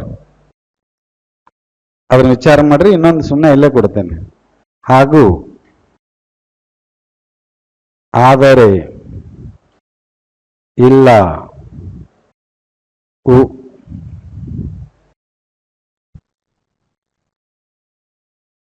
ಏನ್ ವಿಚಾರ ಮಾಡುತ್ತೀರಿ ನೀವು ಬಿಟ್ಟಿದ್ದು. ಅದು ಏನು ಕೊಟ್ಟಿರಂಗಿಲ್ಲ. ಇದನ್ನೆಲ್ಲ ವ್ಯಾಕರಣ ಕಲ್ತಾದ್ಮೇಲೆ ನಮ್ಗೆ ಡೀಲ್ ಮಾಡಕ್ ಈಸಿ ಆಕತಿ. ಸಾಹಿತ್ಯ ಓದ್ಮೇಲೆ ಇದನ್ನ ಡೀಲ್ ಮಾಡಕ್ ಈಸಿ ಆಕತಿ. ಹೌದಾ? ಬಟ್ ಈಗ ಸಂದರ್ಭ ಬಂದದ ಗುಂಪಿಗೆ ಸೇರದ ಪದಗಳು ಅಂತೇಳಿ. ಅವು ಬೇರೆ ಇವು ಬೇರೆ ಅಂತ ನಿಮ್ಗೆ ಗೊತ್ತಾಗ್ಬೇಕಲ್ಲ, ಅದಕ್ಕಾಗಿ ಇಲ್ಲಿ ಹೇಳ್ತಾ ಇದೆ ಇವನು. ಮೊದ್ಲದ್ರಾಗ ಯಾವನ್ ತೆಗದ್ರಿ? ಹಲಸು ತೆಗದ್ರಿ. ಯಾಕ?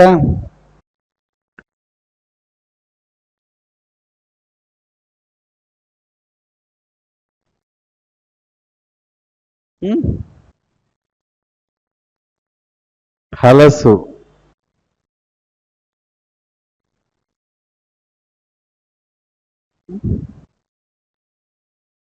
ಹುಡುಗ. ಯಾಕೆ? ಅವಂಗ ಜೀವ ಅದ ರೀ, ಹಸುಗೆ ಜೀವ ಅದ.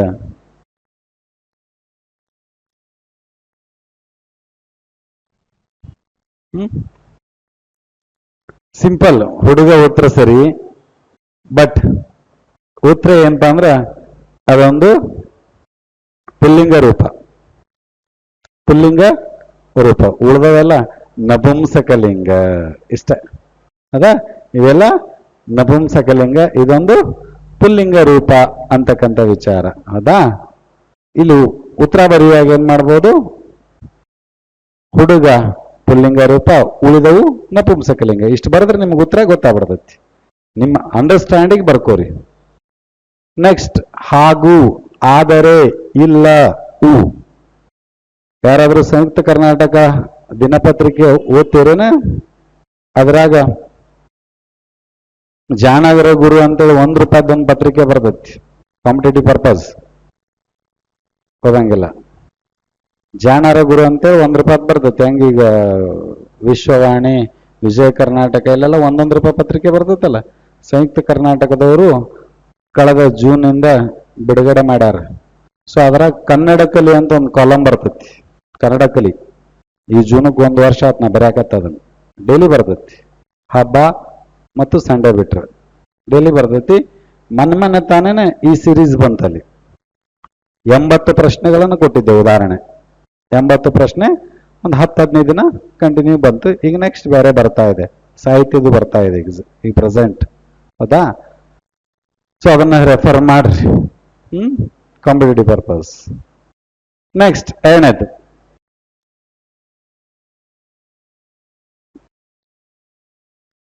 ಎರಡನೇದು, ಯಾವುದು ಯಾವ್ದಂತ ತೆಗೆದ್ರಿ? ಯಾಕೆ ತೆಗೆದ್ರಿ? ಮಾತಾಡಂದ್ರೆ ಸಾಕಾಗತ್ ನನಗ. ಇಲ್ಲ, ಹಾಗೂ, ಆದರೆ, ಇವು ಸಂಬಂಧ ಸೂಚಕ ಅವ್ಯಯಗಳು. ಇದು ಒಂದ ಕ್ರಿಯಾರ್ಥಕ ಅವ್ಯಯ. ಕ್ರಿಯಾರ್ಥಕ ಅವ್ಯಯ ಕ್ರಿಯೆಯನ್ನ ಸೂಚಿಸುವಂತ ಪದ. ಉಳಿದವು ಸಂಬಂಧವನ್ನ ಸೂಚಿಸ್ತವೆ ಅಂತಕ್ಕಂಥ ವಿಚಾರ. ಆದ್ದರಿಂದ ಇಲ್ಲವನ್ನ ನಾವು ತೆಗೆದ್ವಿ. ನೋಟ್ ಮಾಡ್ಕೊಡ್ರಿ, ಮುಂದೆ ಹೇಳ್ತೇನಂತ.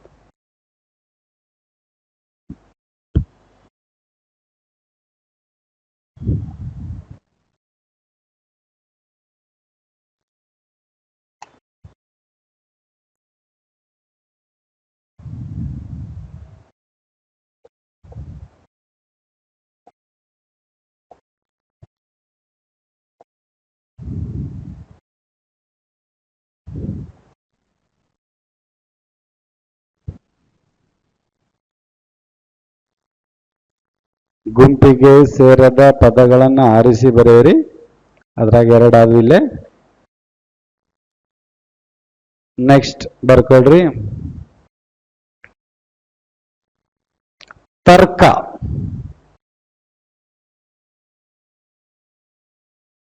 ತರ್ಕ, ಸಂದೇಹ, ಸಂಶಯ,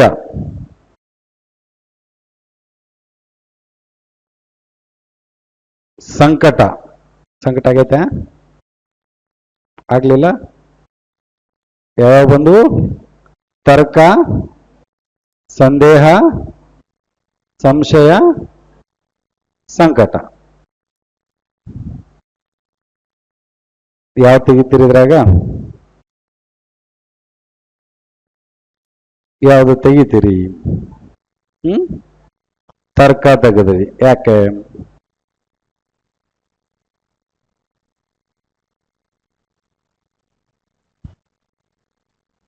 ಸಂಕಟ ಯಾಕೆ ತೆಗೆದ್ರಿ?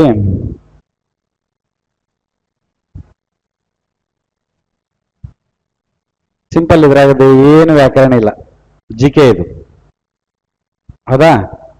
ಸಿಂಪಲ್ ಆಗಿ ನಾವು ಜನರಲ್ ಥಾಟ್ ಮಾಡ್ತಕ್ಕಂಥದ್ದು. ಯಾವುದು ಉತ್ತರ ಸಿಗ್ಲಿಲ್ಲ ಅಂದ್ರೆ ಜನರಲ್ ಥಾಟಿಗೆ ಬರ್ಬೇಕು ನಾವು. ಫಸ್ಟ್ ಜನರಲ್ ಥಾಟ್ಗೆ ಹೋಗಬಾರ್ದು. ಎಲ್ಲಾ ಕಡೆ ವಿಚಾರ ಮಾಡಿ ಬರಲಿಲ್ಲ ಅಂದ್ರೆ ಇದನ್ನ ಜನರಲ್ ಥಾಟ್ಗೆ ತರಬೇಕು. ಉದಾಹರಣೆಗಾಗಿ ತರ್ಕ ಇಲ್ಲಿಗೆ ಸಂಬಂಧಪಟ್ಟದ್ದು, ಸಂದೇಹ ಇಲ್ಲಿಗಿನ, ಸಂಶಯ ಇಲ್ಲಿಗಿನ, ಸಂಕಟ ಹೊಟ್ಟಿಗೆ. ಇದೊಂದು ದೈಹಿಕ ಪ್ರಕ್ರಿಯೆ, ಅವು ಮೂರು ಮಾನಸಿಕ ಪ್ರಕ್ರಿಯೆ. ಹೌದಾ? ನೆಕ್ಸ್ಟ್, ಸಾವಿರಾರು ನದಿಗಳು, ಸಾವಿರಾರು ನದಿಗಳು, ಸಾವಿರಾರು ನದಿಗಳು. ನಾಲ್ಕು ತಂತಿ, ನಾಲ್ಕು ತಂತಿ. ಮೈಸೂರು ಮಲ್ಲಿಗೆ, ಮೈಸೂರು ಮಲ್ಲಿಗೆ. ತಲದಂಡ, ತಲದಂಡ.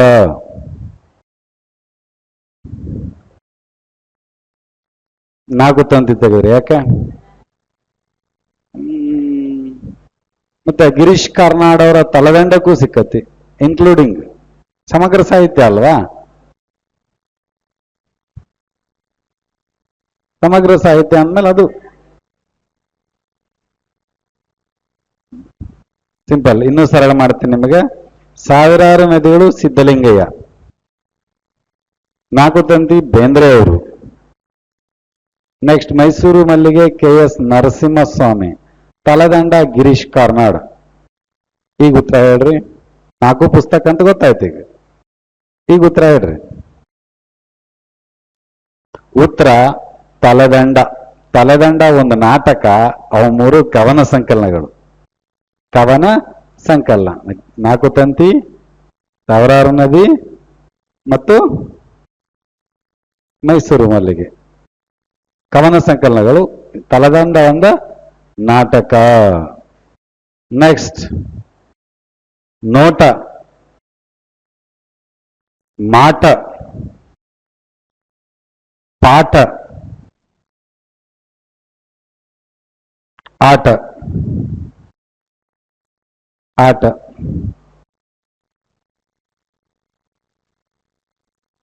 ಯಾವುದು ತೆಗೆದ್ರಿ?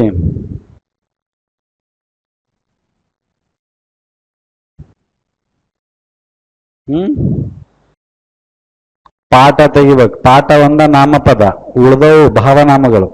ಆಡುವುದರ ಭಾವ ಆಟ, ನೋಡುವುದರ ಭಾವ ನೋಟ, ಮಾಡುವುದರ ಭಾವ ಮಾಟ. ಪಾಠ ನಾಮಪದ ಅಷ್ಟೆ. ನನ್ನ ಪ್ರೊಫೆಸರ್ ನೇಮಕಾತಿ ಕೇಳಿದ್ದೆ ಇದನ್ನು, ಹೌದಾ? ನೆಕ್ಸ್ಟ್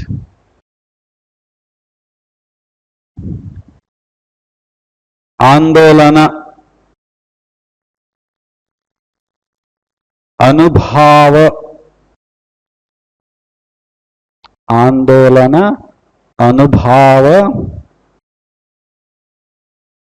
ಕ್ರಾಂತಿ, ಕ್ರಾಂತಿ, ಸುಧಾರಣೆ, ಕ್ರಾಂತಿ, ಸುಧಾರಣೆ.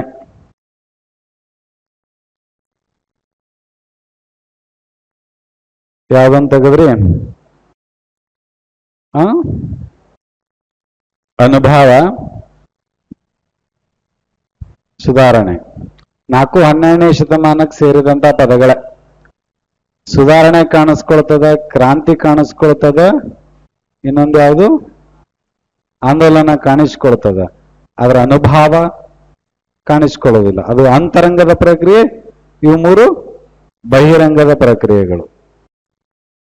ಅಂತರಂಗ, ಬಹಿರಂಗ. ನೆಕ್ಸ್ಟ್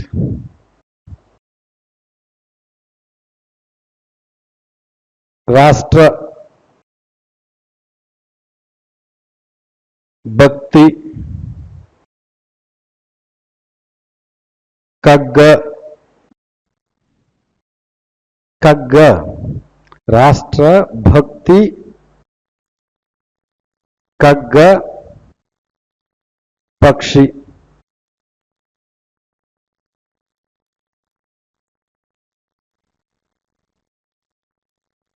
ಬಹಳ ಸರಳ ಇದು. ನೀವು ಉತ್ತರ ಆ ಕಡೆ ಈ ಕಡೆ ಕೊಳ್ಳಾರದಕ್ಕೆ ಸ್ವಲ್ಪ ಇದನ್ನ ಬಹಳ ಸರಳಕರಣ ಮಾಡಿ ಕೇಳೈತಿ. ಈಗ ಆಲ್ರೆಡಿ ಹೇಳೇನಿ ಇದ್ರ ಬಗ್ಗೆ. ರಾಷ್ಟ್ರ, ಭಕ್ತಿ, ಕಗ್ಗ, ಪಕ್ಷಿ. ರಾಷ್ಟ್ರ ಯಾಕೆ? ತತ್ಸಮ ಆಗತ್ತೆ. ಮತ್ತ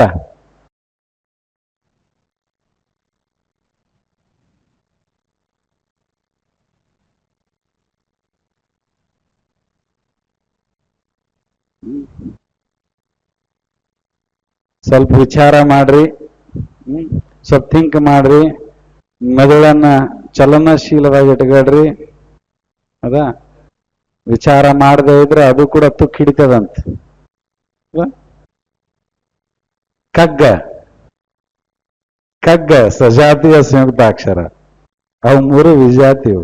ಇಷ್ಟ ಸಿಂಪಲ್ ಇದೆ. ಸಜಾತಿಯು, ವಿಜಾತಿಯು. ಅರ್ಥ ಆಯ್ತಾ? ಈಗ ಸಾಕ? ಈಗ ಇವು ಏನಪ್ಪಾ ಅಂತಂದ್ರೆ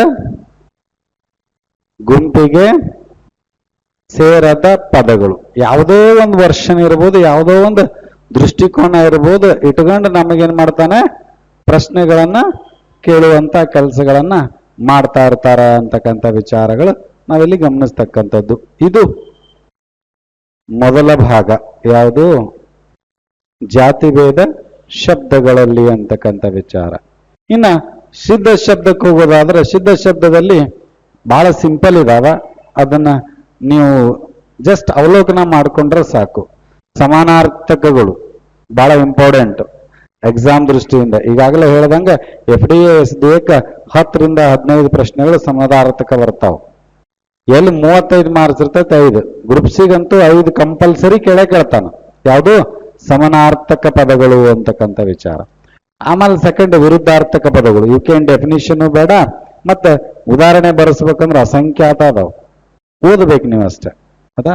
ವಿರುದ್ಧಾರ್ಥಕ ಪದಗಳು, ಒಂದು ಪದಕ್ಕೆ ವಿರುದ್ಧ ಅರ್ಥದಲ್ಲಿ ಬಳಸಲ್ಪಡುವಂತಹ ಪದಗಳ ವಿರುದ್ಧಾರ್ಥಕ ಪದಗಳು.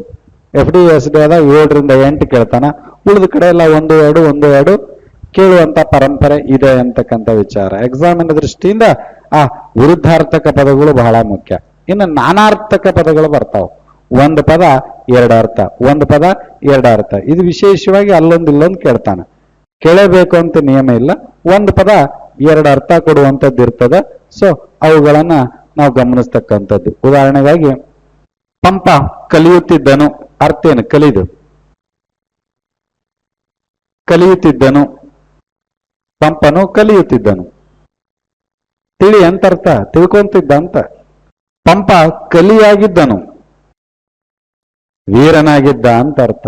ಒಂದೇ ಪದ ಎರಡು ಅರ್ಥದಲ್ಲಿ ಬಳಕೆ ಆಗುತ್ತವೆ. ಅರ್ಕವನ್ನು ನೆಟ್ಟರು, ಅರ್ಕ ಅಂದ್ರೇನು?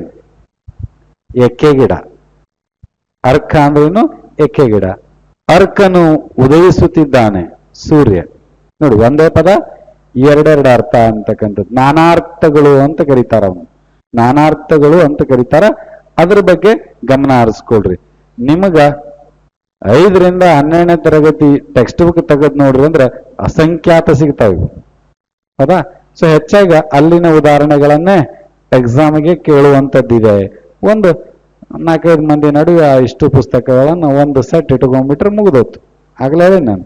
ಸೊ ನಿಮ್ಗೆ ಕವಿ ಪರಿಚಯ ಬರ್ತದೆ, ಅಲ್ಲಿ ಶಬ್ದಾರ್ಥ ಕೋಶಗಳು ಬರ್ತಾವು. ಸೊ ಇವನ್ನೆಲ್ಲ ಸಂಗ್ರಹ ಮಾಡಿ ಇಟ್ಕೊಂಡ್ರೆ ನಿಮಗೆ ಸ್ಪರ್ಧಾತ್ಮಕ ಪರೀಕ್ಷೆಗಳು ಬಹಳ ಸರಳ ಆಗ್ತಾವು ಅನ್ನುವಂಥ ವಿಚಾರಗಳು ಬರ್ತಾವು.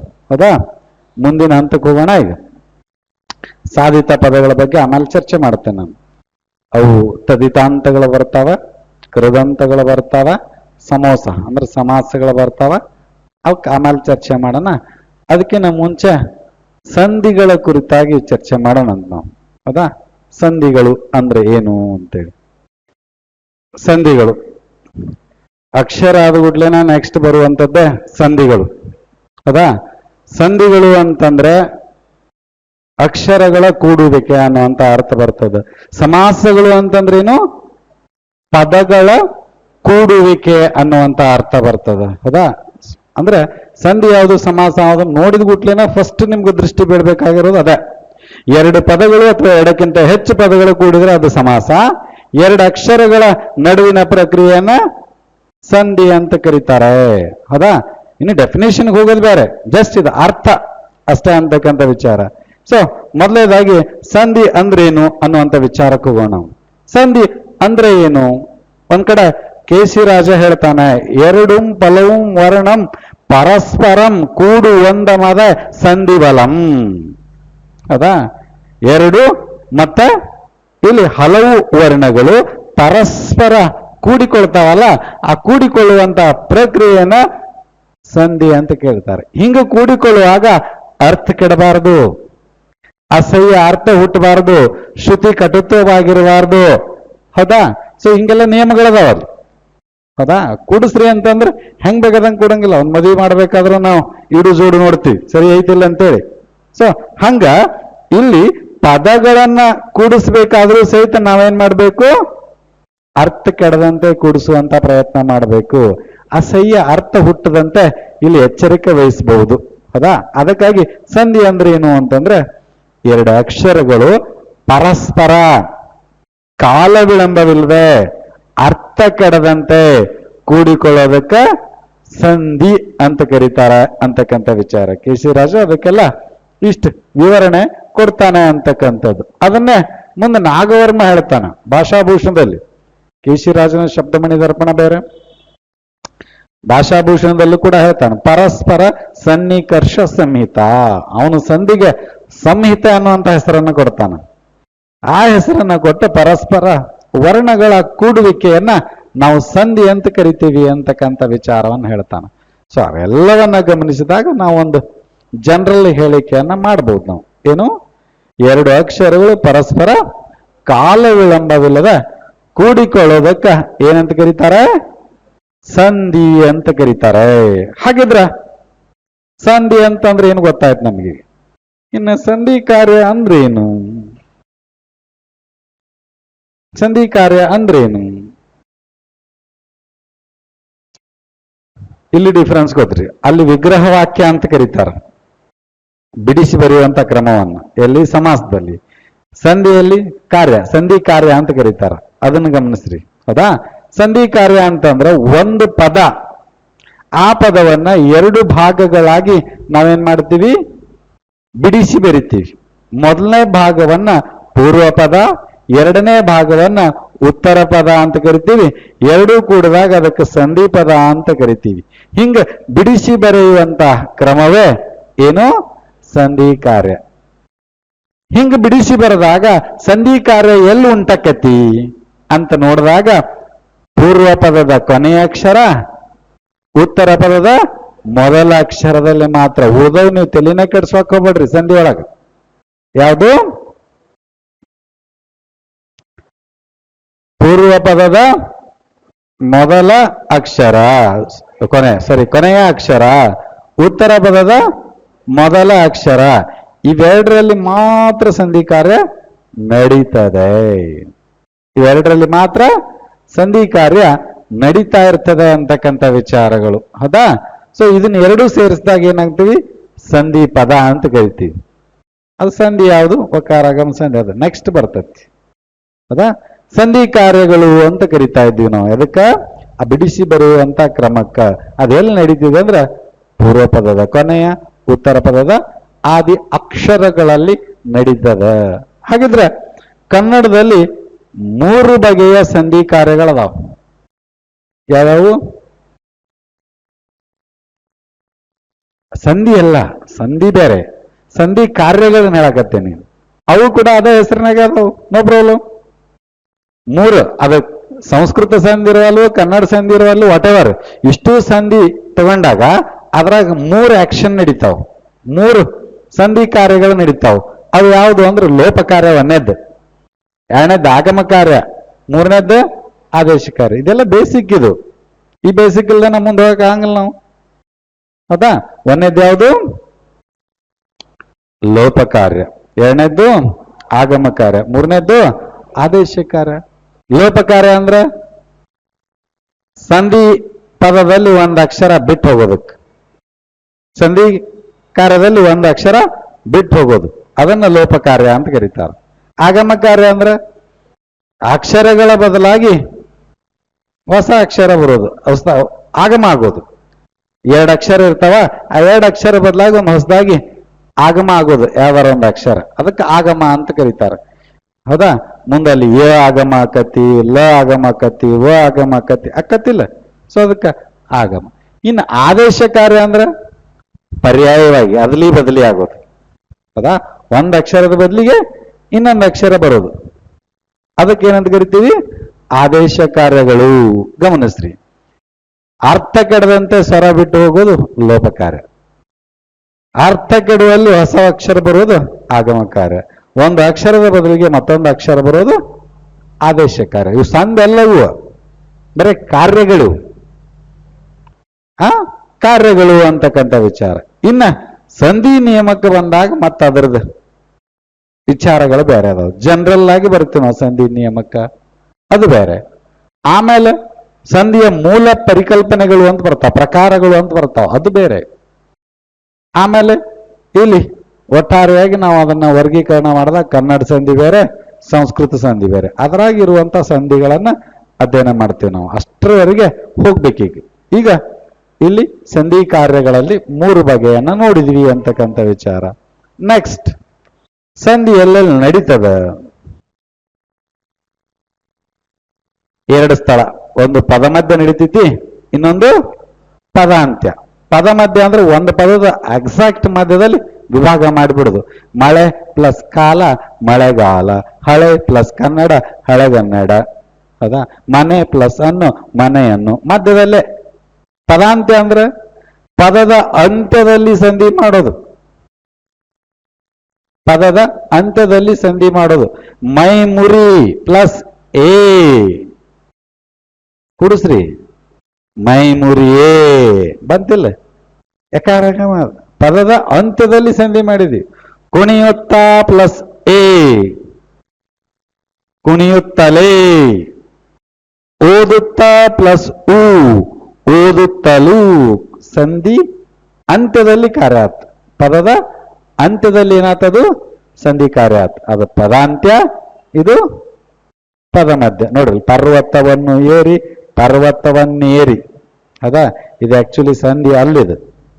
ಹೌದಾ? ಆದ್ರೆ ಉದಾಹರಣೆ ಕೊಡ್ತಾ ಇರೋದು ಅಂತ್ಯದಲ್ಲಿ ಕ್ರಿಯೆ ಆಗೋದು. ಜಗತ್ತಿನ ಪ್ಲಸ್ ಅಲ್ಲಿಯೇ, ಜಗತ್ತಿನಲ್ಲಿಯೇ.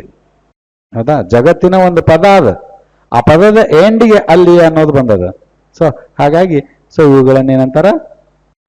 ಪದಾಂತ್ಯ ಸಂಧಿಗಳು ಅಂತ ಕರೀತಾರೆ ಅಂತಕ್ಕಂಥ ವಿಚಾರ. ಹೌದಾ? ನೆಕ್ಸ್ಟ್, ಸಂಧಿಯ ಸಾಮಾನ್ಯ ನಿಯಮಗಳು. ಮೊದಲನೇದಾಗಿ ಏನು?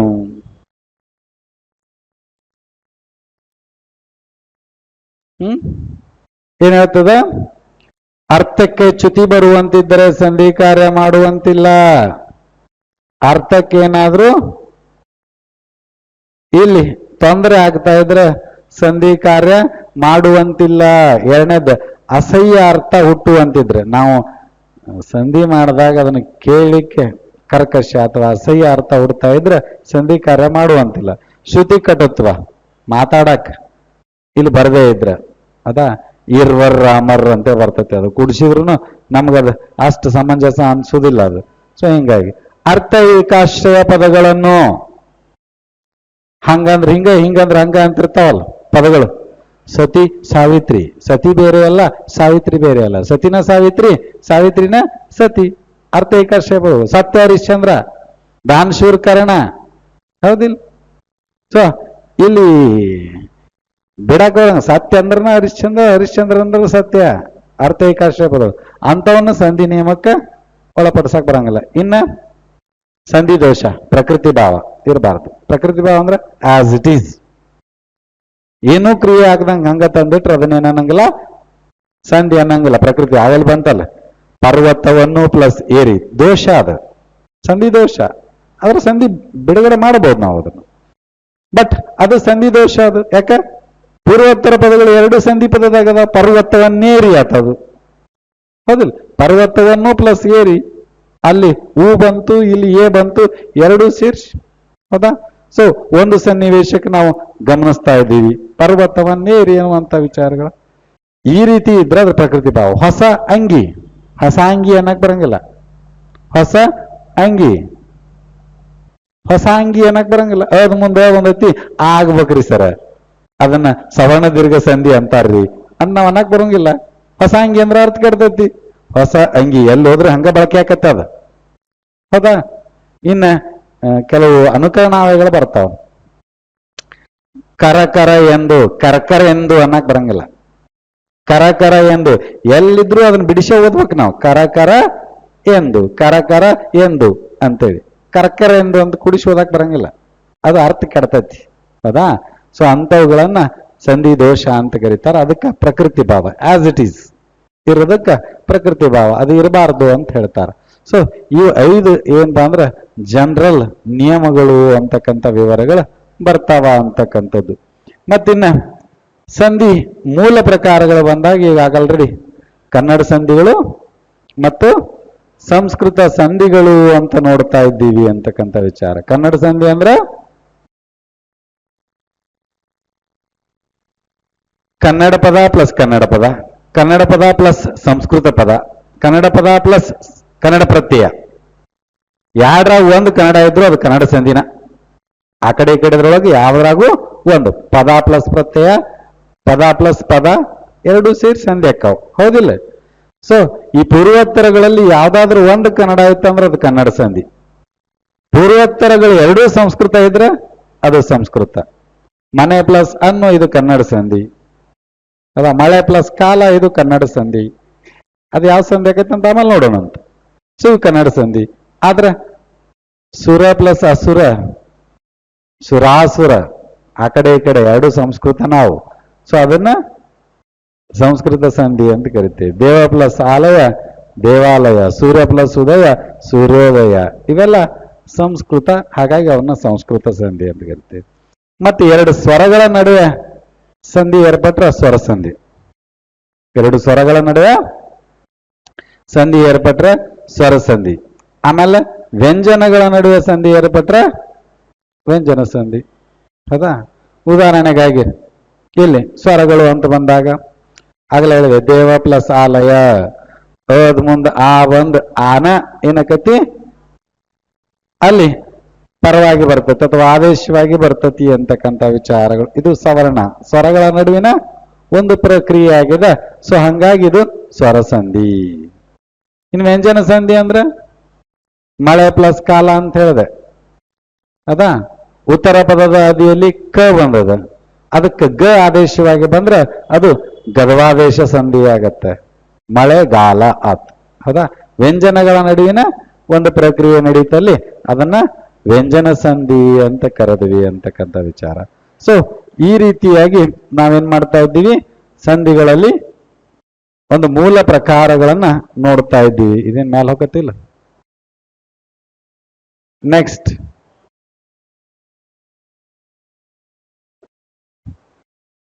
ಆಲ್ರೆಡಿ ಹೇಳಿದೆ ನಾನು ಕನ್ನಡ ಸಂಧಿ ಅಂದ್ರೆ ಏನಂತ ಹೇಳೇನಿ. ಹೌದಾ? ಕನ್ನಡ ಪದ ಸಂಸ್ಕೃತ ಪದ, ಕನ್ನಡ ಪದ ಪ್ಲಸ್ ಕನ್ನಡ ಪ್ರತ್ಯಯ, ಅವೆಲ್ಲ ಏನಕ್ಕವು ಕನ್ನಡ ಸಂಧಿ. ಸಂಸ್ಕೃತ ಪದ ಪ್ಲಸ್ ಸಂಸ್ಕೃತ ಪದ ಅದೇನಾಗತ್ತ ಸಂಸ್ಕೃತ ಸಂಧಿ ಆಗತ್ತ ಅಂತಕ್ಕಂಥ ವಿಚಾರ. ನೆಕ್ಸ್ಟ್ ಇಲ್ಲಿ ಸ್ವರ ಸಂಧಿ. ಎರಡು ಸ್ವರಗಳ ನಡುವೆ ಸಂಧಿ ಏರ್ಪಟ್ರ ಸ್ವರ ಸಂಧಿ, ವ್ಯಂಜನಗಳ ನಡುವೆ ಸಂಧಿ ಏರ್ಪಟ್ರ ವ್ಯಂಜನ ಸಂಧಿ ಅಂತ ಆಗತ್ತ ಅಂತಕ್ಕಂಥ ವಿಚಾರ. ಇದಿಷ್ಟು ಏನಪ್ಪಾ ಅಂದ್ರ ಸಂಧಿಯ ಮೂಲ ಪರಿಕಲ್ಪನೆಗಳು ಅಂತ ಕರಿತೇವೆ ನಾವು. ಇದಿಷ್ಟನ್ನ ನೋಟ್ ಮಾಡ್ಕೊಳ್ರಿ, ಮತ್ತ ಒಂದೊಂದೇ ಹೋಗೋಣ ನಾವು. ಹೌದಾ? ಎಲ್ಲಿಂದ ಬರ್ತೀರಿ?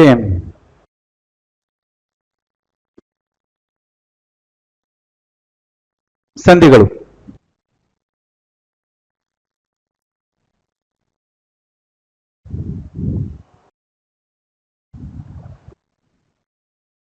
ಸಂಧಿ ಎಂದರೆ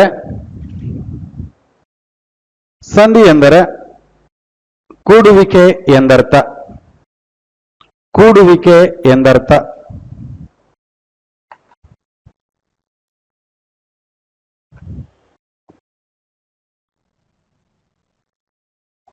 ಸಂಧಿ ಎಂದರೆ ಕೂಡುವಿಕೆ ಎಂದರ್ಥ.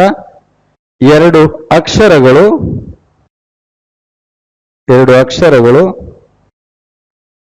ಪರಸ್ಪರ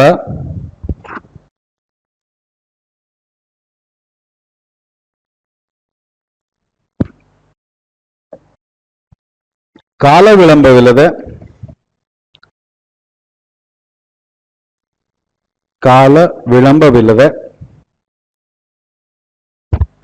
ಅರ್ಥಕ್ಕೆ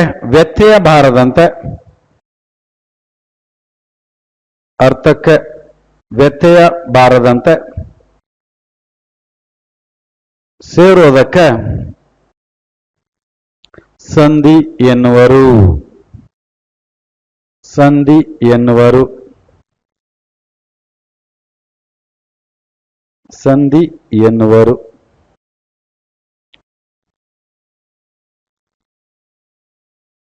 ನೆಕ್ಸ್ಟ್ ಸಂಧಿ ಕಾರ್ಯ.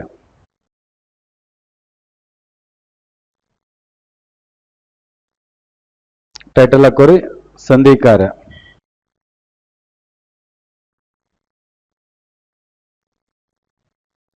ಎರಡು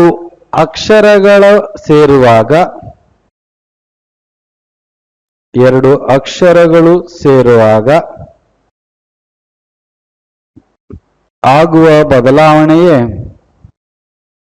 ಸಂಧಿ ಕಾರ್ಯ.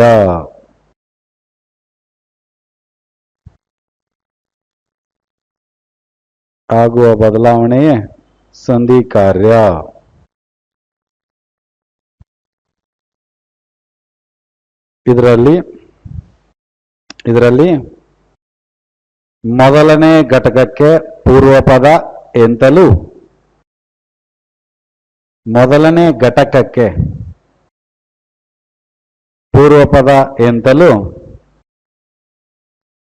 ಎರಡನೇ ಘಟಕಕ್ಕೆ ಉತ್ತರ ಪದ ಎಂತಲೂ ಕರೆಯುತ್ತಾರೆ.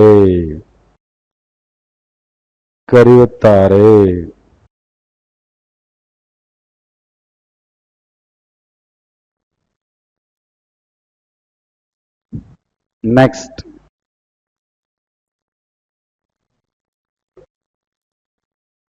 ಸಂಧಿ ಕಾರ್ಯವು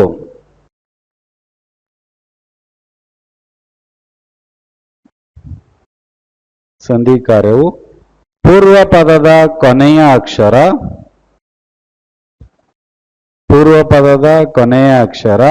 ಹಾಗೂ ಉತ್ತರ ಪದದ ಮೊದಲ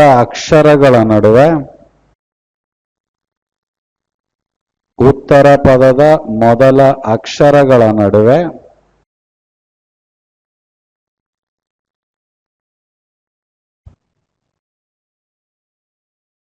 ನಡೆಯುತ್ತದೆ.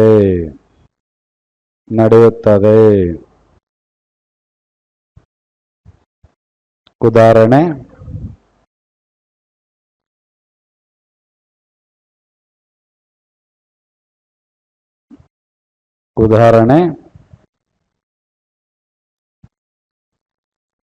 ಒಂದು ಪೂರ್ವ ಪದ ಪ್ಲಸ್ ಉತ್ತರ ಪದ ಇಸ್ ಈಕ್ವಲ್ ಟು ಸಂಧಿ ಪದ.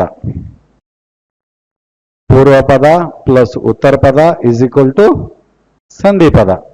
ಬ್ರಾಕೆಟ್ನಾಗ ಸಂಧಿ ಹೆಸರು.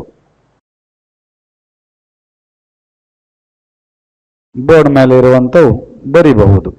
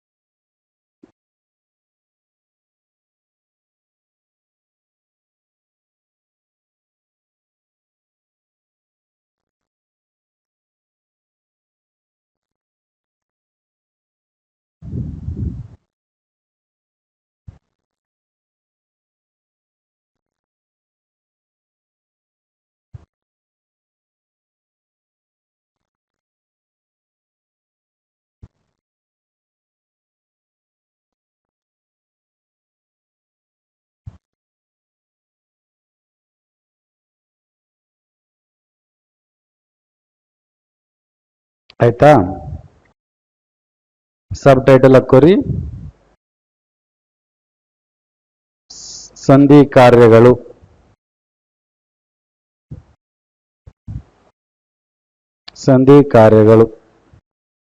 ಅಂದು ಒಂದನೇದ್ದು ಲೋಪ. ಅರ್ಥ ಕೆಡದಂತೆ ಬಿಟ್ಟು ಹೋಗುವುದು. ಅರ್ಥ ಕೆಡದಂತೆ ಅಕ್ಷರ ಬಿಟ್ಟು ಹೋಗುವುದು ಅಥವಾ ಸ್ವರ ಬಿಟ್ಟು ಹೋಗುವುದು. ಸಂಧಿ ಕಾರ್ಯಗಳು ಅಂತ ಹಾಕೋರಿ. ಡೈರೆಕ್ಟ್ ಹಾಕೊಂಡು ಒಂದನೇದ್ದು ಲೋಪ ಕಾರ್ಯ. ಅರ್ಥ ಕೆಡದಂತೆ ಸ್ವರ ಬಿಟ್ಟು ಹೋಗುವುದು.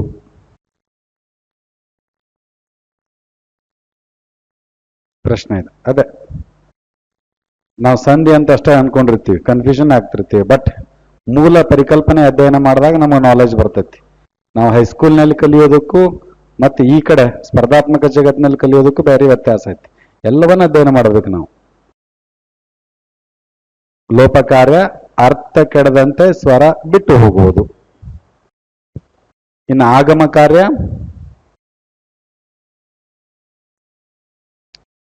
ಅರ್ಥ ಕೆಡುವಲ್ಲಿ ಹೊಸ ಅಕ್ಷರ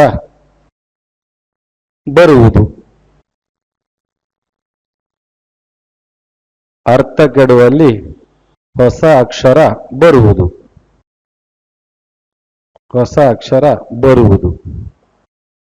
ನೆಕ್ಸ್ಟ್ ಆದೇಶ ಕಾರ್ಯ. ಒಂದು ಅಕ್ಷರದ ಬದಲಿಗೆ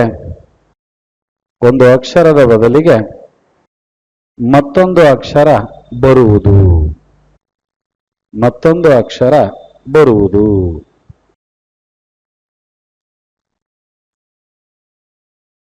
ಹೌದಾ? ಈಗ ಸಬ್ ಟೈಟಲ್ ಕೊಡ್ರಿ. ಸಂಧಿಯ ಸಾಮಾನ್ಯ ನಿಯಮಗಳು.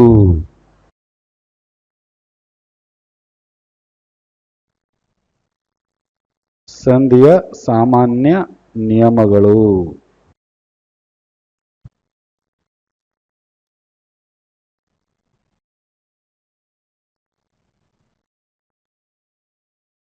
ಬರೀತೀರ ಅಥವಾ ಹೇಳ್ಬೇಕಾ?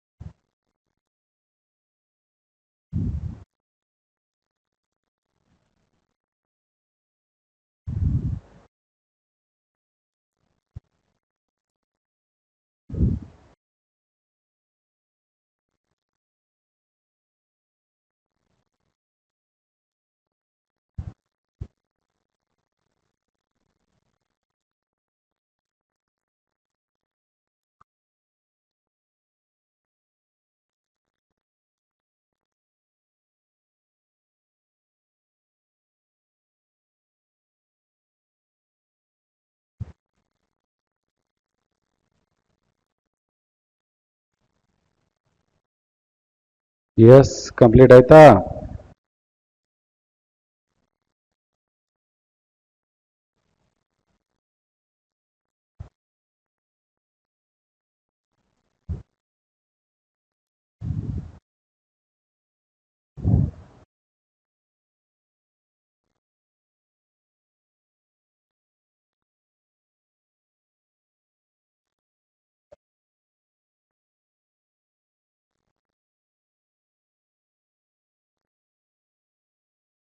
ಈಗ ನೆಕ್ಸ್ಟ್ ಟೈಟಲ್ ಕೊಡ್ರಿ, ಸಂಧಿಯ ಪ್ರಕಾರಗಳು. ಸಂಧಿಯ ಪ್ರಕಾರಗಳು. ಹೌದಾ? ಬೋರ್ಡ್ ಇದ್ರೆ ಒಂದು ಫ್ಲೈಟ್ ಚಾರ್ಟ್ ಹಾಕ್ತಿದ್ದೆ, ಬೋರ್ಡ್ ಇಲ್ಲ. ಸೊ ಆದ್ರೆ ಅದೇ ರೀತಿ ಬರ್ಕೋಬೇಕು ನೀವು. ಇಡೀ ಕನ್ನಡ ಮತ್ತು ಸಂಸ್ಕೃತ ಸಂಧಿ ಎರಡೂ ಬರಬೇಕು. PPT ಒಳಗೆ ನಮಗೆ ಸಮಸ್ಯೆ ಆಗೈತಿ, ಹಾಕಕ್ಕಾಗಿಲ್ಲ ಅದನ್ನು. ಬಟ್ ಸಪ್ರೇಟ್ ಬೋರ್ಡ್ ಇದ್ರೆ ಹಾಕ್ತಿದ್ದೆ. ಈಗ ಅದೇ ರೀತಿ ಬರ್ಕೋರಿ. ಏನು ಅಂತಂದ್ರ ಇಲ್ಲಿ ಮಧ್ಯದಲ್ಲಿ ಈ ಕಡೆ ಗಮನ ಕೊಡ್ರಿ, ಸಂಧಿಗಳು ಅಂತ ಕೊಡ್ರಿ. ಸಂಧಿಗಳು ಮಧ್ಯದಲ್ಲಿ. ಸಂಧಿಯ ಪ್ರಕಾರಗಳಾಯ್ತಾ ಈ ಟೈಟಲ್. ಮಧ್ಯದಲ್ಲಿ ಸಂಧಿಗಳು. ಸಂಧಿಗಳು ಅಂತ ಎರಡು ಪಾರ್ಟ್ ಮಾಡ್ರಿ. ಒಂದು ಕನ್ನಡ ಸಂಧಿ, ಇನ್ನೊಂದು ಈ ಕಡೆ ನಾ ಬರಿತೇನೆ ಇಲ್ಲಿ ಸಂಸ್ಕೃತ ಸಂಧಿಗಳು. ಹೌದಾ? ಇದು ಪಾರ್ಟ್ 1 ಆದ್ರೆ ಇದು ಪಾರ್ಟ್ 2. ಇದು ಕನ್ನಡ ಸಂಧಿ, ಆ ಕಡೆ ಸಂಸ್ಕೃತ ಸಂಧಿಗಳು. ಇಲ್ಲಿ ಹೆಂಗೆ ಎರಡು ಪಾರ್ಟ್ ಬರ್ತಾವಲ್ಲ, ಆ ಕಡೆನೂ ಎರಡು ಪಾರ್ಟ್ ಬರುವಂಗನ ಜಾಗ ಇಟ್ಕೋರಿ. ಹೌದಾ? ಇಲ್ಲಿ ಕನ್ನಡ ಸಂಧಿ ಒಳಗೆ ಮತ್ತೆ ಎರಡು ಪ್ರಕಾರ ಬರ್ತಾವ. ಯಾವುದು? ಸ್ವರ ಸಂಧಿಗಳು, ವ್ಯಂಜನ ಸಂಧಿಗಳು. ಸ್ವರ ಸಂಧಿಯಲ್ಲಿ ಮತ್ತೆ ಎರಡು ರೀತಿಯಾದ ಪ್ರಕಾರಗಳದಾವ, ಲೋಪ, ಆಗಮ. ಆಗಮ ಸಂಧಿಯಲ್ಲಿ ಮತ್ತೆ 3 ಪ್ರಕಾರ ಅದಾವ.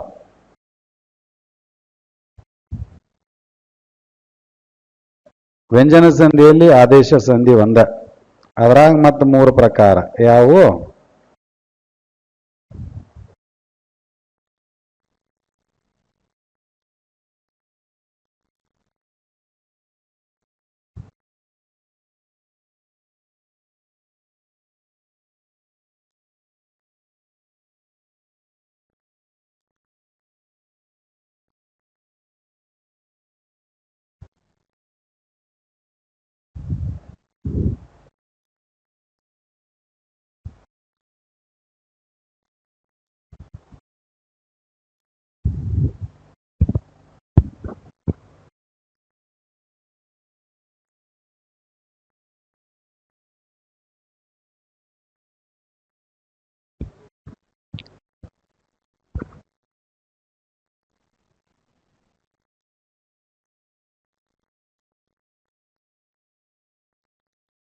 ಆಯ್ತಾ?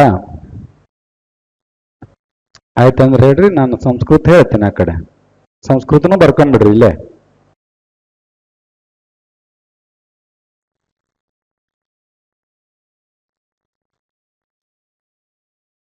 ಸಂಸ್ಕೃತದಲ್ಲಿ ಮತ್ತೆ 2 ಪಾರ್ಟ್ ಬರ್ತಾವ: ಸ್ವರ ಸಂಧಿಗಳು, ವ್ಯಂಜನ ಸಂಧಿಗಳು.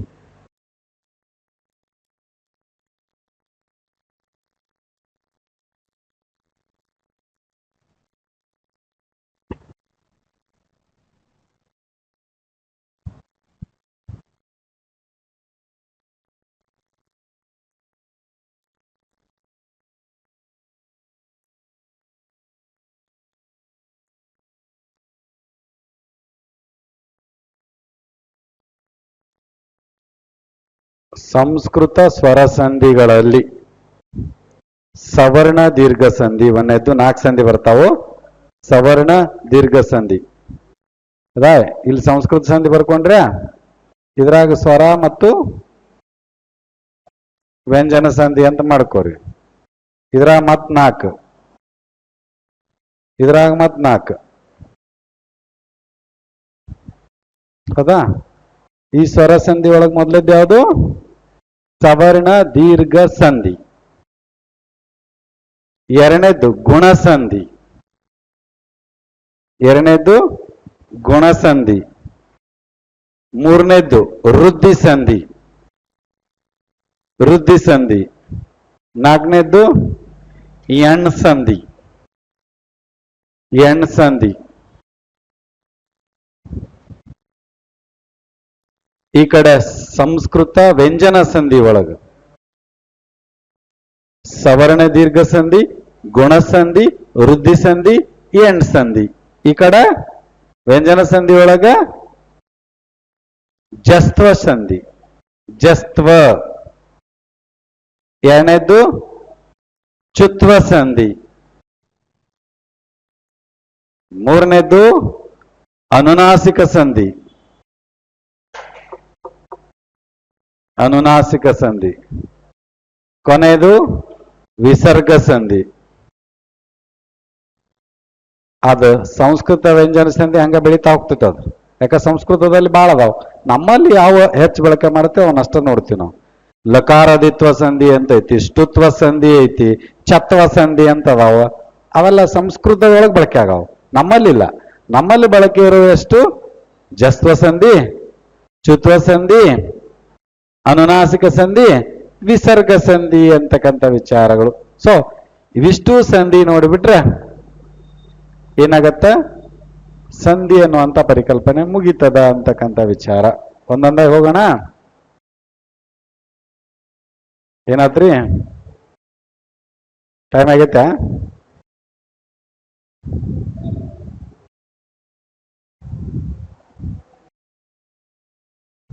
ಈ ಫ್ಲೈ ಚಾರ್ಟ್ ಕರೆಕ್ಟಾಗಿ ಬರ್ಕೊಂಡ್ರಿಲ್ಲಪ್ಪ?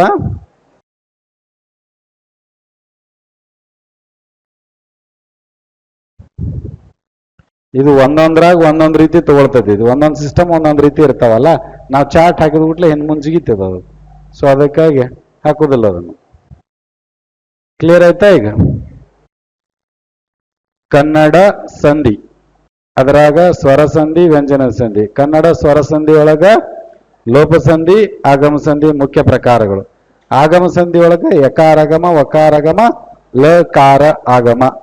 ಮತ್ತೆ ವ್ಯಂಜನ ಸಂಧಿ ಒಳಗ ಆದೇಶ ಸಂಧಿ ಬರ್ತೈತಿ. ಗದಬ ಆದೇಶ, ವಕಾರ ಆದೇಶ, ಚ ಚ ಝ ಕಾರ ಆದೇಶ ಅಂತಕ್ಕಂಥದ್ದು. ಈ ಕಡೆ ಸಂಸ್ಕೃತ ಸಂಧಿ ಒಳಗ ಕನ್ನಡ ಸ್ವರ ಸಂಧಿಗಳು ಬರ್ತಾವ. ಸ್ವರ ಸಂಧಿ ಒಳಗ ಸವರ್ಣ ದೀರ್ಘ, ಗುಣ, ವೃದ್ಧಿ, ಎಣ್ ಸಂಧಿ. ಆ ಕಡೆ ವ್ಯಂಜನ ಸಂಧಿ ಒಳಗ ಜಸ್ತ್ವ ಸಂಧಿ, ಚುತ್ವ ಸಂಧಿ, ಅನುನಾಸಿಕ ಸಂಧಿ, ವಿಸರ್ಗ ಸಂಧಿ.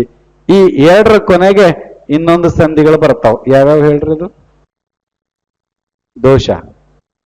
ಕನ್ನಡ ಸಂಧಿ ಆದ್ಮೇಲೆ ಒಂದು ದೋಷ ನೋಡ್ಬೇಕು, ಸಂಸ್ಕೃತ ಸಂಧಿ ಆದ್ಮೇಲೆ ಒಂದು ದೋಷ ನೋಡ್ಬೇಕು. ಅಂದ್ರೆ ಅದಕ್ಕೆ ಸಂಧಿ ದೋಷ, ಇದಕ್ಕೆ ಸಂಧಿ ದೋಷ. ಅಲ್ಲಿಗೆ ಸಂಧಿಗಳು ಪೂರ್ಣ ಆಗ್ತಾವವು ಅಂತಕ್ಕಂಥ ವಿಚಾರ ಬರ್ತದ. ನಾಳೆ ದಿನ ಮತ್ತಷ್ಟು ವಿಚಾರಗಳೊಂದಿಗೆ ನಾವು ನೀವು ಸೇರೋಣಂತ